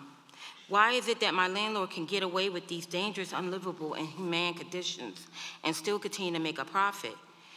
It is not right. We need L&R to hold accountability, to make needed repairs. This is not the first time that I experienced unlivable renting conditions due to some slumlords. I remember raising young kids in an apartment with no electric. I had to bathe my kids next door because we didn't have lights. We also lived in a house that was falling apart, full with mold. My son suffered significant health challenges because of this environment, including throat cancer. That house was abandoned and no one was coming to fix it, even though it was Section 8 housing. It's clear we need more rental inspections, but not only that, the process for calling L&R should not only be reactive. We need L&R to inspect rental units before people move in so that these issues can be prevented. That's why we're asking for $10 million in this year's budget for L&R to start a pilot proactive rental inspection program. We're also asking for $10 million for Build to Last because low-income homeowners need support to fix their homes and make them safe too. I hope that the City Council will act in support so that everyone, including low-income renters like myself, can live in a safe, healthy home. Thank you.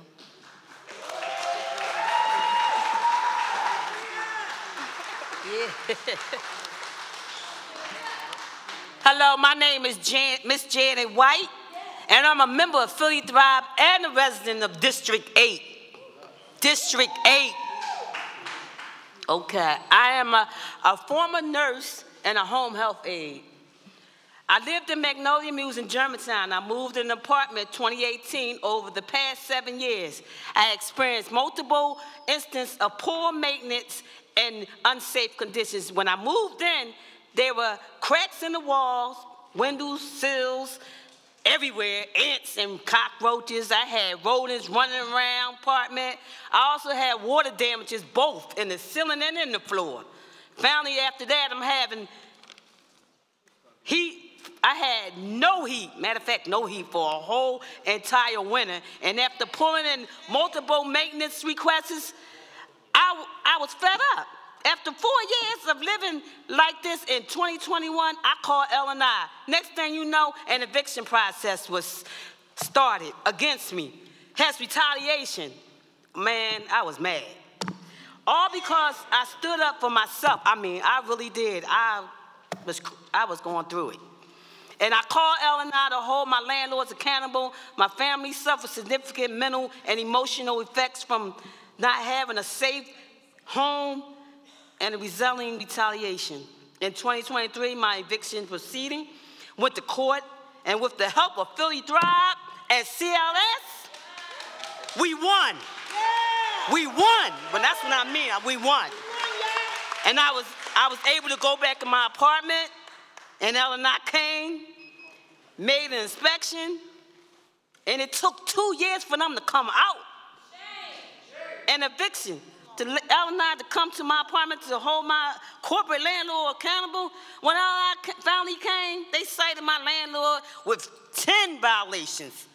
I was like, wow, all this is not right. This is here we be a better system. We do. We need a better system. That's why we seeking for the $10 million to L&I to start a pilot proactive rental inspection program to hold corporate landlords accountable. But it's not just renters who need repairs, it's low-income homeowners also need support. So also demanding $10 million to Philadelphia Energy Authority, Built to Last, and other programs. Thank you for allowing me to share my story, and I hope that we do the right thing and support the low-income residents and corporate landlords and developers. Thank you.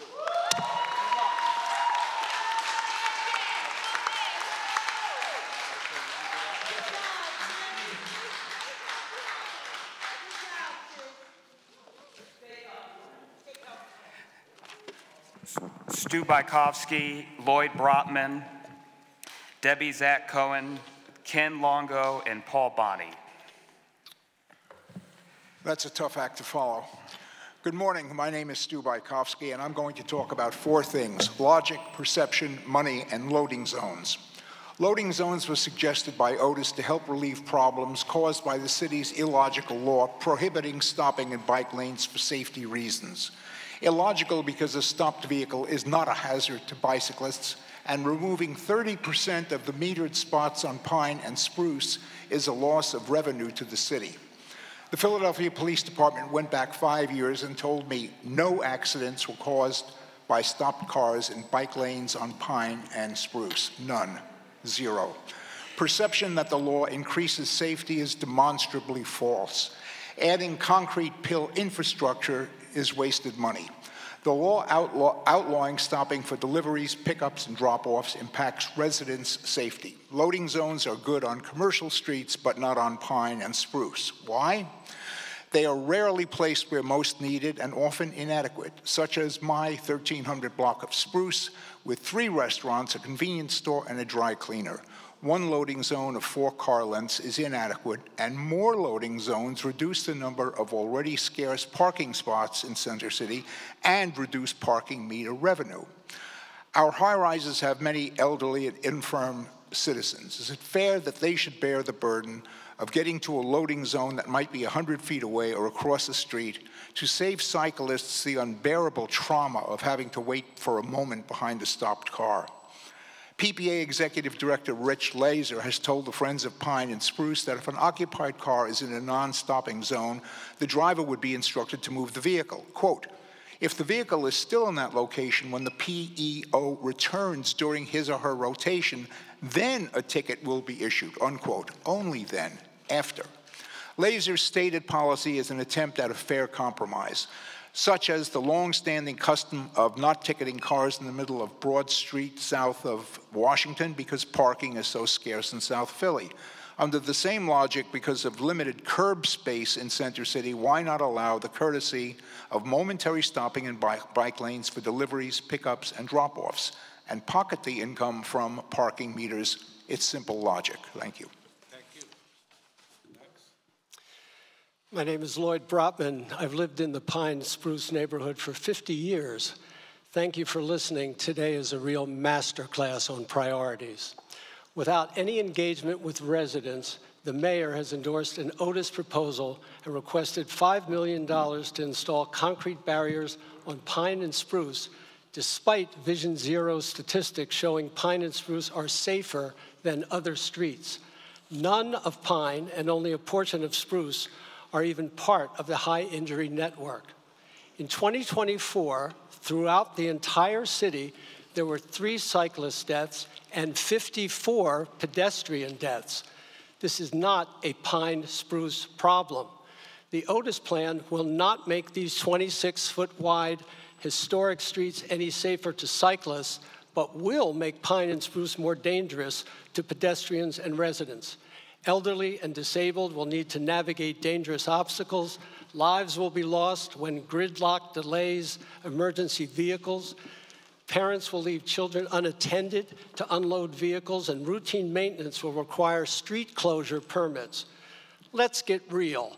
The push to install concrete on Pine and Spruce is not about safety. For obvious reasons, it became a cause célèbre, but it is not about safety. It's a keystone project with the intent to push Philadelphia toward the minority-held 2% belief that vehicles should simply be banned, a debate the concrete supporters don't really want to have. It's not about safety for all. The $5 million should not be used to fund this high-visibility, politically charged boutique project, but instead should be earmarked for speed bumps and cameras on streets throughout all districts to protect everyone, especially the largest at-risk group, pedestrians. We support Mayor Nutter's 2009 bike lane compromise because while not perfect for anyone, the lanes are shared by everyone. Thank you. And just one more thing. If you commit $5 million, you'd be wise to commit $10 million because you'll need to another $5 million to remove the concrete, just like Boston. Thank you.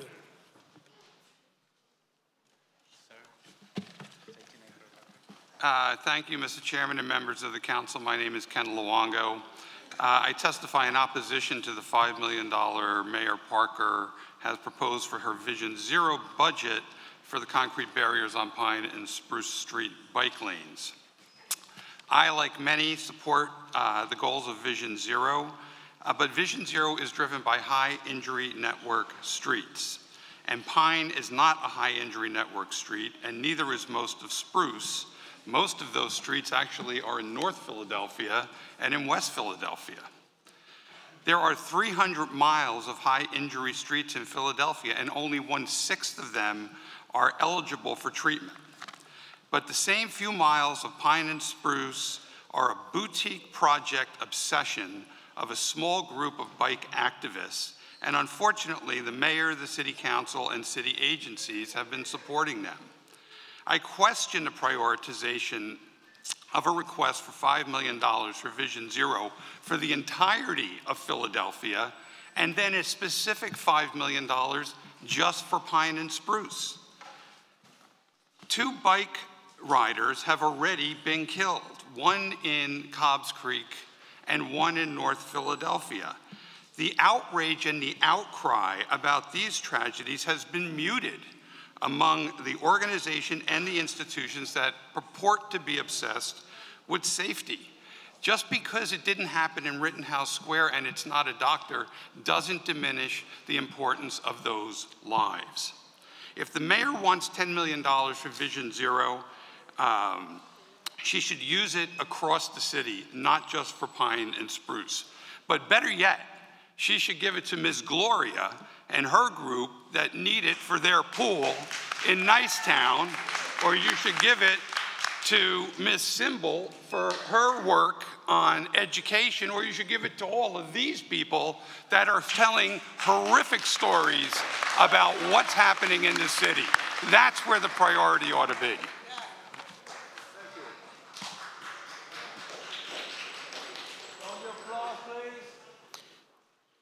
My name is Paul Bonney from Society Hill. Slating $5 million for concrete barriers on pine and spruce would divert money from where it's needed most. All over Philadelphia, your constituents are paying the price. In the past 4 weeks alone, in the 6th District, in Mayfair, a pedestrian killed by hit and run. In the 7th District, in Fairhill, a person in a wheelchair killed by a school bus. In the 4th District, in Carroll Park, a pedestrian killed by hit and run. In the 3rd District, in Angora, a bicyclist killed by a truck.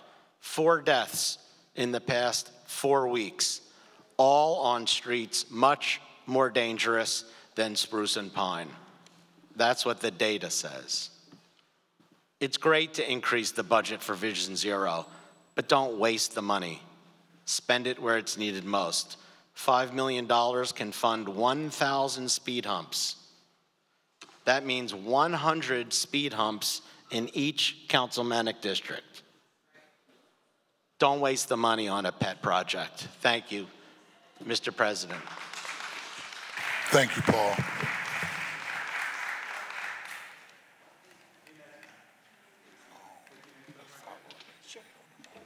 Please state your name for the record. Hello, my name is Debbie Zach Cohen, and I support the existing bike lanes on Pine and Spruce Streets, but I am against the $5 million slated for concrete barriers. For 16 years before the Get Out of the Bike Lane law, the 9-foot bike lane and buffer was used for temporary pullovers when needed, and cyclists and bike lane users had complete autonomy to stop and wait and maneuver around obstacles safely at their own discretion. Bike lane users had easy access to the travel lane when needed and preferred. The bike lane and bike lane buffer is actually the only lane wide enough for pullovers without causing gridlock on these 2 very busy corridors. This is why Pine and Spruce Streets have been safely and fully functional for 16 years because of using the bike lane. Pine and Spruce Streets were actually hybrid shadowed streets, which is shared by bike lane users and traffic. And they should actually be dedicated as such. Without any requested and needed low-cost, common-sense traffic calming measures, there has never been injuries from merging in and out of traffic. Every speaker I've heard here today is more deserving of the $5 million than Pine and Spruce Street concrete barriers. I am asking you all to listen to your conscience and not a few loud, well-funded activists to redirect the money to areas with the highest need for safety improvements, and particularly the underserved neighborhoods and communities. Redirecting these funds to areas with greater risk will save more lives and align better with the Vision Zero's equity goals. You literally have the power to change lives here for the good. Please do so, and thank you for listening.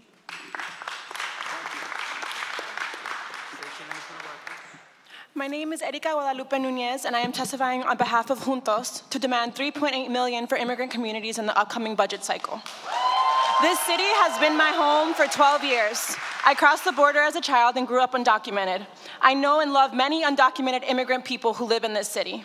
With $1.9 million, we can provide 3 additional newcomer programs, reinstate the Multicultural Assessment Center, and ensure enough bilingual counselors for students and educators in our schools. With $1.8 million, we will fully fund PIFUP, a pro bono deportation defense program for Philly residents facing removal at Moshannon Valley Detention Center, our local detention center run by private prison company GEO Group. Our school district has fewer supports for immigrant communities now than it did 10 years ago. Gaps in language access, inadequate supports for newcomers and immigrant families, and unwelcoming environments are the norm. When we look at the world around us and what schools mean as community pillars, this should bring us shame. Our local public schools are sanctuaries from ICE enforcement because of Juntos, but there is still much work to do. 2 years ago, a newcomer youth was threatened with deportation by their principal. Juntos helped the family secure a settlement where the mother named her wish for more district newcomer supports. But without the funding requested, our district schools will continue to be unsafe for immigrant communities. We hear a lot about forced disappearances of loved ones by ICE, but this violence pales in comparison to the conditions our communities face in immigrant detention. Physical and psychological abuse, lack of medical detention, and other human rights violations. Last week, I visited Moshannon as part of our visitation work. We met someone who hadn't had contact with the outside world for 6 months. I saw a 4-year-old child press his palm to the plexiglass divider because I was the closest he'd get to his father. When you're in immigrant detention in this country, you do not have the right to a free legal defense. And if you don't have a lawyer, your chances of removal increase. PIFUP has brought our people home time and time again. One of our members, who was represented by PIFUP, spent 2 months in solitary confinement while detained. Without PIFUP, he might still be there. I have been an organizer for immigrant rights for 15 years. I do not say this lightly. The threats we currently face are unprecedented. 6 months ago, I was dragged out of these chambers for protesting the proposed 76ers arena, a project that history will note was on the wrong side of immigrant communities. Will this city take true action to stand with immigrant communities in this budget cycle, or meet these attacks against us with more empty promises? This is your opportunity to make it clear. Philadelphia is a truly welcoming city where we defend and fight for all of our people, because none of us are disposable. Thank you.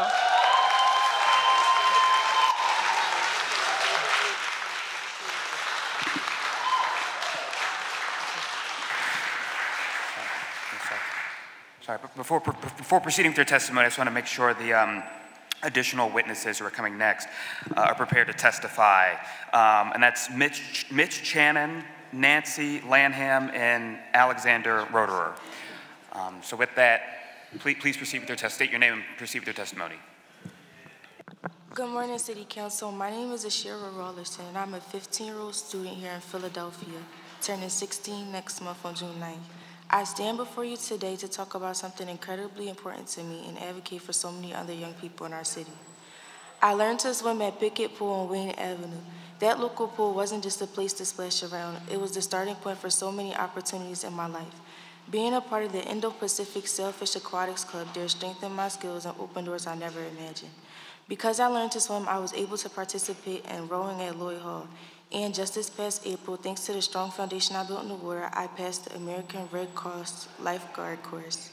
This summer, I'll be working as a lifeguard at our local outdoor pool.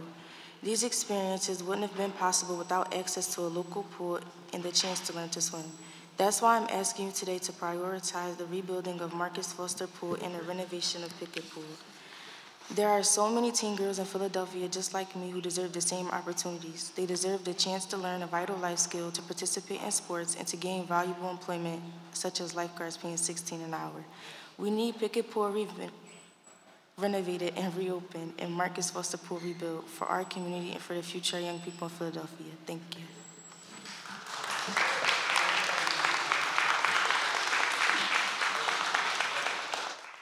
Good morning, City Council. My name is Yusef Rollerson, and I'm a 14-year-old student in Philadelphia.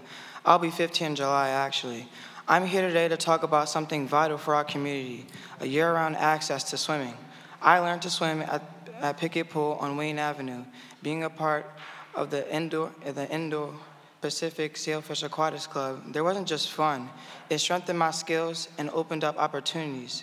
Because of that access, I've been able to participate in Philly rowing at Lloyd Hall, and I plan to become a lifeguard next year. That plan is only possible because Pickett Pool was there for me. I remember being 5 years old playing in the water and almost drowning.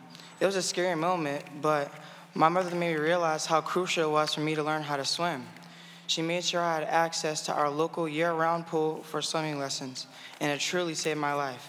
Today, I'm speaking on behalf of all the Black and brown youth like me in Philadelphia. We're asking City Council to renovate and reopen Pickett Pool and rebuild Marcus Foster Pool. This isn't about recreation. It's about providing a vital life skill, keeping kids safe, and offering opportunities for employment. Why should I have to travel all the way to Lincoln Pool or Friends Select just to take a lifeguard course when Pickett Pool is right there in my community? And Marcus Foster can be transformed. Instead of our streets being heated by violence, let's cool them down by giving all youth access to swimming and much-needed jobs. I've been testifying about this for years. Now we need action, not just words. We need the funding to get this done. And a quote from my favorite show, you better believe it. Thank you.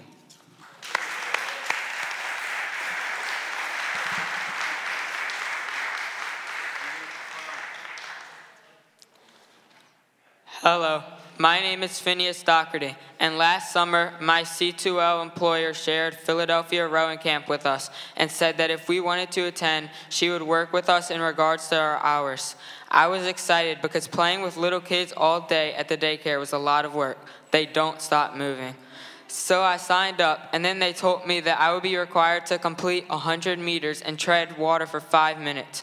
My mom told me to cancel my registration because she said I would not be able to pass the entrance exam. But I told her I will go to the pool the minute they open for the summer, and I will pass the swim test.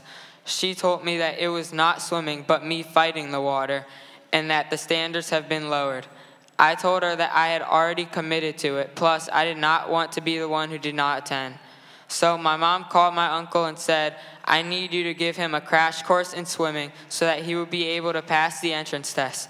There was nowhere for my uncle to train me, so he paid for a lifetime fitness membership, and every night for 3 hours for the next 2 weeks, he taught me how to swim. I complained after 2 nights and told my mom that it was hard going to work with those little kids, coming home only to leave again and go to swim lessons for 3 hours. I said summer is supposed to be fun, and she said welcome to Adulting 101. I told her I just want to be a kid, but she said too late, and every night she drove me 45 minutes to Lifetime Fitness and sat in the car while I had lessons. Then, on the day that rowing camp started, we walked to Kelly Pool and I jumped in and started swimming. It was hard, and somebody should have told me it was a 50-meter pool, because that makes a difference when you are learning in a 25-meter pool. But 22 of us showed up, and only 4 of us were able to pass the swim test. To be honest, I barely passed, and so did the other 2. Only 1 out of the group of 22 knew how to swim. It was at that moment that I realized the purpose for us being here and testifying at the school district each month. We do it because swimming is simply not a sport, but it is a life skill. Living in the city is already dangerous enough between guns, drugs, and boredom. Why add water? Did you know that children of ages 5 to 14, drowning is the second leading cause of unintentional injury and death after motor vehicle crashes? Did you know black children ages 10 to 14 years old drown at rates 6.7 times higher than white children, and that black children and youth are more likely to drown in public pools? Bruh, I just turned 14 and I don't want to be a statistic, nor do I want any of my friends. I am here today because someone I haven't met is depending on me to bring these resources, particularly Marcus Foster and Pickett Pool back online. I am here so that swimming and swimming opportunities become a norm, but we need your help. Let's decrease these statistics for kids and adults like me. Thank you.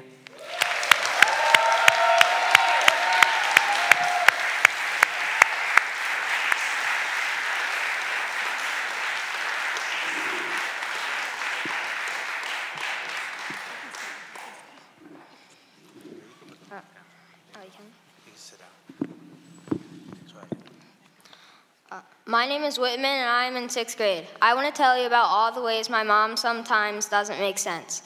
She says that I worry too much. Yes, it's true that I am always asking those what-if questions, but she is to blame because she says that I should read. And reading means I learn of new things and new risks all the time. Then, to get me to stop saying what if, she says it is better to say oh well than what if. Now, this does not make any sense. She claims that by saying, oh well, it means that you tried, but what if means that you didn't. Maybe the statement works in most situations, but it does not work when it comes to swimming, because oh well could mean the difference between living and dying, especially in water. When I bring up this fact to her, she brushes it off and says, keep reading and stop worrying. But how can I keep reading without asking questions? I learned that the best readers are the ones that ask questions, and I consider myself the GOAT. If I'm honest, I enjoy reading so much, maybe because she encourages it too much. I wonder if she knows that reading is the cause of some of my worries. After reading the I Survived series, especially the one about Hurricane Katrina, and the fact that many black and brown people drowned, I started to worry even more about the fact that I do not know how to swim. Then, to make matters worse, in science we were reading about climate change and rising sea levels nearly doubling every year. Did you know that 71% of the earth is water?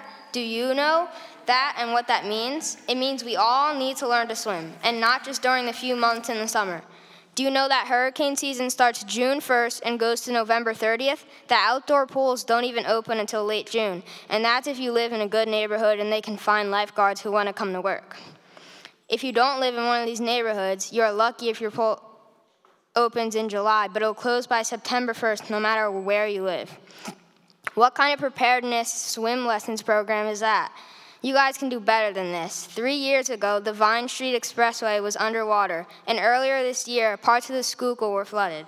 Are you guys reading? Are you guys worried because we are here again this year asking you guys to make renovating or rebuilding these public indoor pools a priority because climate change is here? How can all of you adults tell us kids to read and yet not realize that you not being able to swim poses a risk? Who actually needs to do their reading, me or you? Maybe my mom isn't the only one who's not making sense.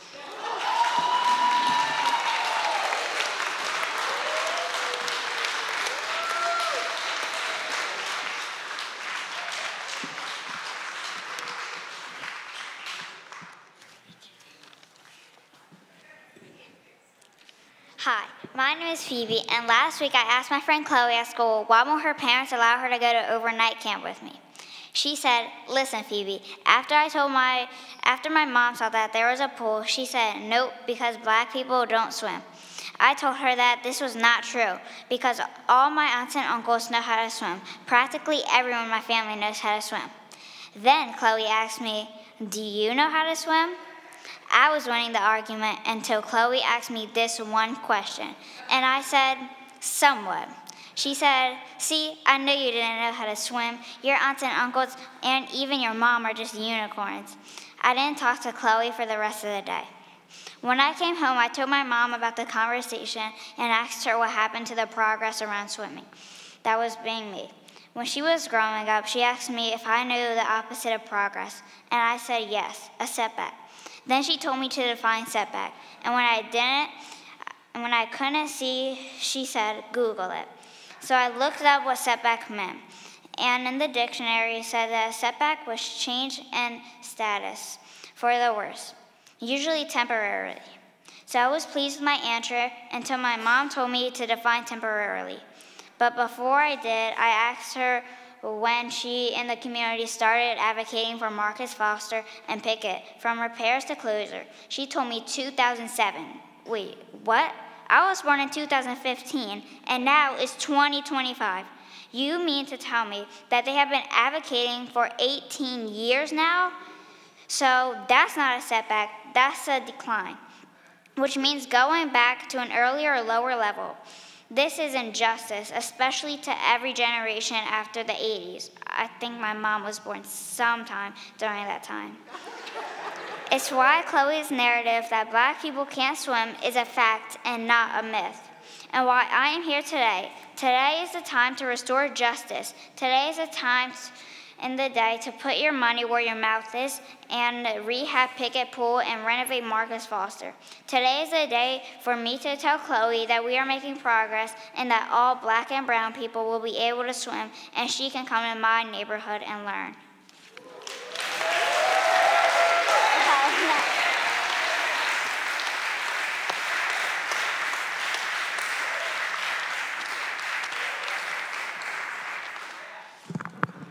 Good morning. My name is Charisma, and unfortunately, I'm the unicorn that my children speak of.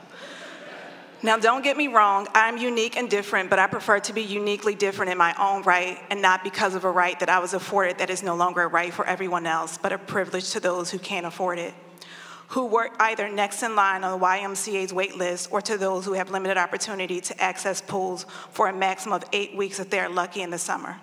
When Phoebe shared what her friend called me being a unicorn, I have to admit I was bothered and rather saddened. James Baldwin once said, we can disagree and still love each other unless your disagreement is rooted in my oppression and denial of my humanity and right to exist. I inserted uniqueness where disagreement is, and here's what this quote now sounds like. We can disagree and still love each other unless your uniqueness is rooted in my oppression and my denial of humanity and a basic life skill. In that case, I prefer not to be unique. I prefer to be the rule and not the exception. Growing up in Nicetown meant I had 3 free indoor pools options. Marcus Foster, which was 0.23 miles away, Pickett Pool, which was 2 miles away, and Rhodes, 1.96 miles away. This was progress. There were so many lifeguards available that finding a position at your neighborhood outdoor pool required putting your name on the waiting list or knowing someone who knew someone. I eventually landed a lifeguard position at Feltonville Recreation Center. This again was progress. But since 2007, each of the school district's city-owned public pools, along with the majority of others in Black and brown communities, have been systematically and quietly closed or been torn down due to willful neglect. You know there are 41 zip codes in Philadelphia, yet the only indoor pools currently open and operating are in 2 zip codes only 3.9 miles away from each other in the Northeast. While we are thankful that Sayre will be opening soon, it is still not progress. It's an injustice. Robert Kennedy once said, "Justice delayed is democracy denied." Republican Washington are trying to kill democracy by eliminating ideas such as diversity, equity, and inclusion. I trust our city council will welcome the opportunity to defend what it means to be a Democrat and ensure that diversity, equity, and inclusion in aquatics can thrive in our city. We are asking that you include funding for these pools in this year's budget. Thank you.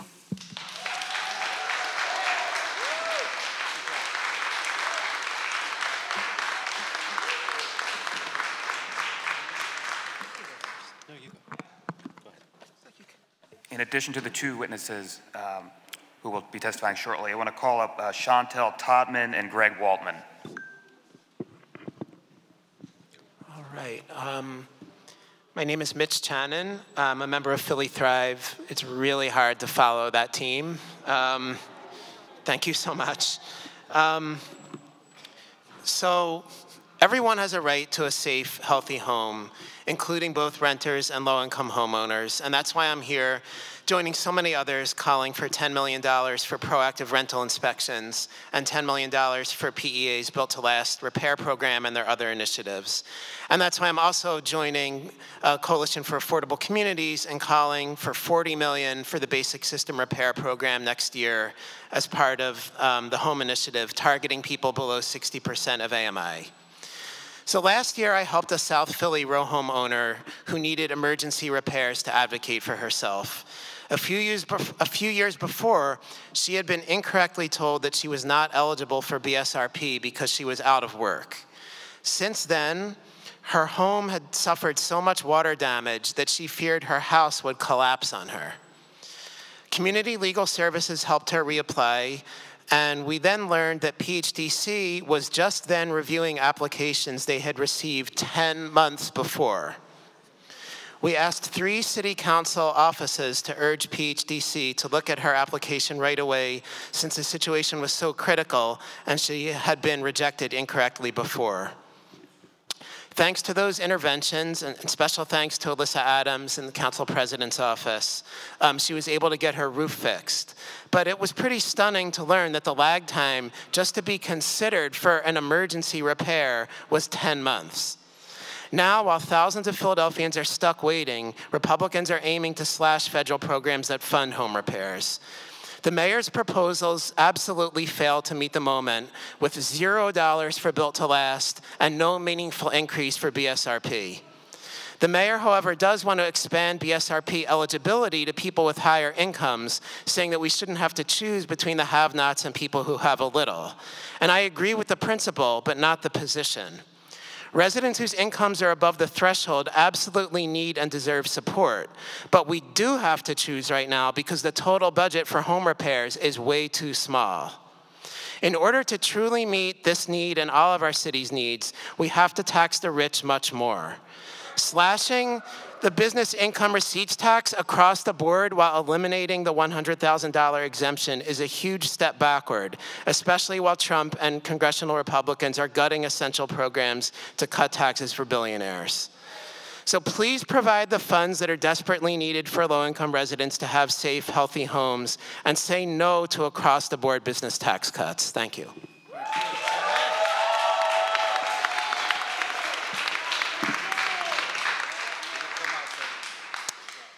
Hi, my name is Alex Roeder. I live just a few hundred feet from Pine Street in District 2. I'm testifying in support of Mayor Parker's proposed $5 million in Vision Zero funding and for $5 million concrete protection for Spruce and Pine. Center City is lucky to have walkable and bikeable neighborhoods, modes of transit that are human scale and let people engage with their communities. But anyone who walks or bikes in the city has seen a close call, a stoop or a sign or a telephone pole or planter smashed to pieces, or the worst, someone getting hit by a speeding car. Just a few days ago, a man was killed by a dump truck driving into him from behind in an unprotected bike lane at 58th and Baltimore. Every bicyclist and pedestrian knows this fear. Traffic violence is preventable. Installing protected bike lanes, speed bumps, and corner bump outs make drivers slow down and protects pedestrians and bicyclists. Every neighborhood deserves these safety measures. Spruce and Pine is one of the major east-west corridors for bikes in the city, used by over 40,000 people a month. 50% of households in our neighborhood don't own a car. They're a good place to start. Protected and separated bike lanes increase safety. Part of Spruce is currently on the high injury network, and the high injury network data only spans a few years. Pine and Spruce show up in the high injury network based on who has recently been hit on those blocks. These streets should be safe enough for parents to bike with their kids to school. Letting more people use bikes makes our city cleaner and greener and helps reduce traffic for those who truly need to drive. Opponents claim that they care about safety, but have outright stated they don't want this protection because they want the convenience of loading at any time directly in front of their doorstep in a nice, clear bike lane, a luxury most of us in the city don't have. And they reject using loading zones nearby instead because they don't want to lose parking spots directly in front of their homes, another luxury many of us in Center City don't have.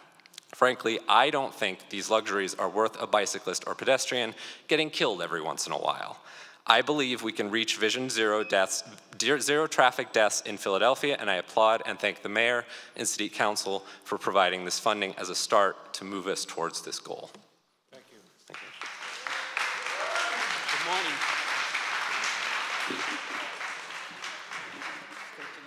Good morning. Excuse me real quick, because we have a hard stop at 12:30. So somebody had to go to work.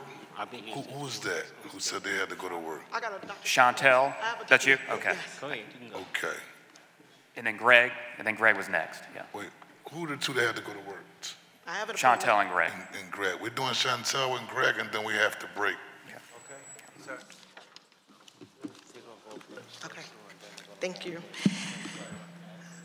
Good afternoon. My name is Chantel Todman, and I'm a resident and small business owner in Germantown in the 8th District. My business, Blackbird Rising, is a healing and wellness space in the process of becoming a cooperative. Daring to open a community-centered and owned business in these times that prioritize those who are Black, queer, and trans, and the community who love them is daunting and not possible without much support. PACA has provided us with training and support to guide us through that process. PACA has also funded a study group where we learned about cooperative structures and governance. They also partially funded a retreat in which we were able to go do co-op visioning, dreaming, and planning. PACA continues to provide critical technical support in our cooperative formation. PACA needs more funding to be able to continue to do its great work. Co-ops provide more equitable structures for businesses that are trying to grow consciously and invest in underserved communities, much like Blackbird Rising. With $1.3 million as a grant, PACA will be able to keep supporting co-ops with technical assistance, and grants can go directly to co-ops like mine. I also urge City Council to continue the BERT exemption, which is vitally important to small businesses. Instead of raising our taxes, big businesses and rich people need to pay their dues. Thank you.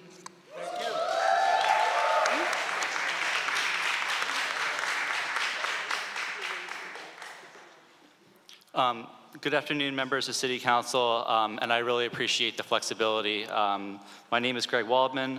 I worked for the City of Philadelphia for 12 years and have been a proud member of AFSCME DC 47, Local 2187, for over 9 of those years. I speak to you as a union member and not as a representative of the city. As you know, this great city struggles with high rates of extreme poverty, and a quarter of Philadelphians rely on federal assistance, which have seen cuts from the Trump administration, with deeper cuts on the near horizon. You might be surprised to learn that many of the Philadelphians living in poverty or near poverty are city workers. Clerks, represented by DC 33, earn a starting salary of just $31,000 a year. Non-rep clip workers, which is part of the mayor's Clean and Green initiative, earn just $37,000 a year. Library assistants and sanitation laborers who have just seen a wage increase in the last contract extension, a small wage increase, earn $40,000 a year. Over 40% of municipal workers own less than $50,000 a year. Many DC 47 members are also lowly paid, well below industry standards. In contrast, in last year's budget, Mayor Parker raised her own salary by 9% to $269,708, or 9 times that of a clerk. According to MIT's living wage calculator, a single parent raising 1 child or a working couple raising 2 children need over $80,000 per year to afford to live in Philadelphia. That's almost double the wage of, that the city pays almost half of its workforce. How can Philadelphia's mayor and city council reduce poverty when it fails to pay its own working families sustaining wages? I hear the beep, so I'm going to just go to the bottom. It doesn't have to be this way. Instead of institutionalizing 15 years of reverse Robin Hood tax cuts, Philadelphia could fight for the Burt exemption in court and double it after winning its case. Council could pass the wealth tax introduced by Council members Brooks and O'Rourke. We could create a robust city workforce by paying city workers a living wage, making public services stronger and having a broader reach, lifting thousands of Philadelphians out of poverty. Thank you. Thank you very much. Well, first and foremost, we thank for everyone who came and provided public testimony during the morning session. The afternoon session will begin at 1:30, and we look forward to seeing all of you back here. Thank you.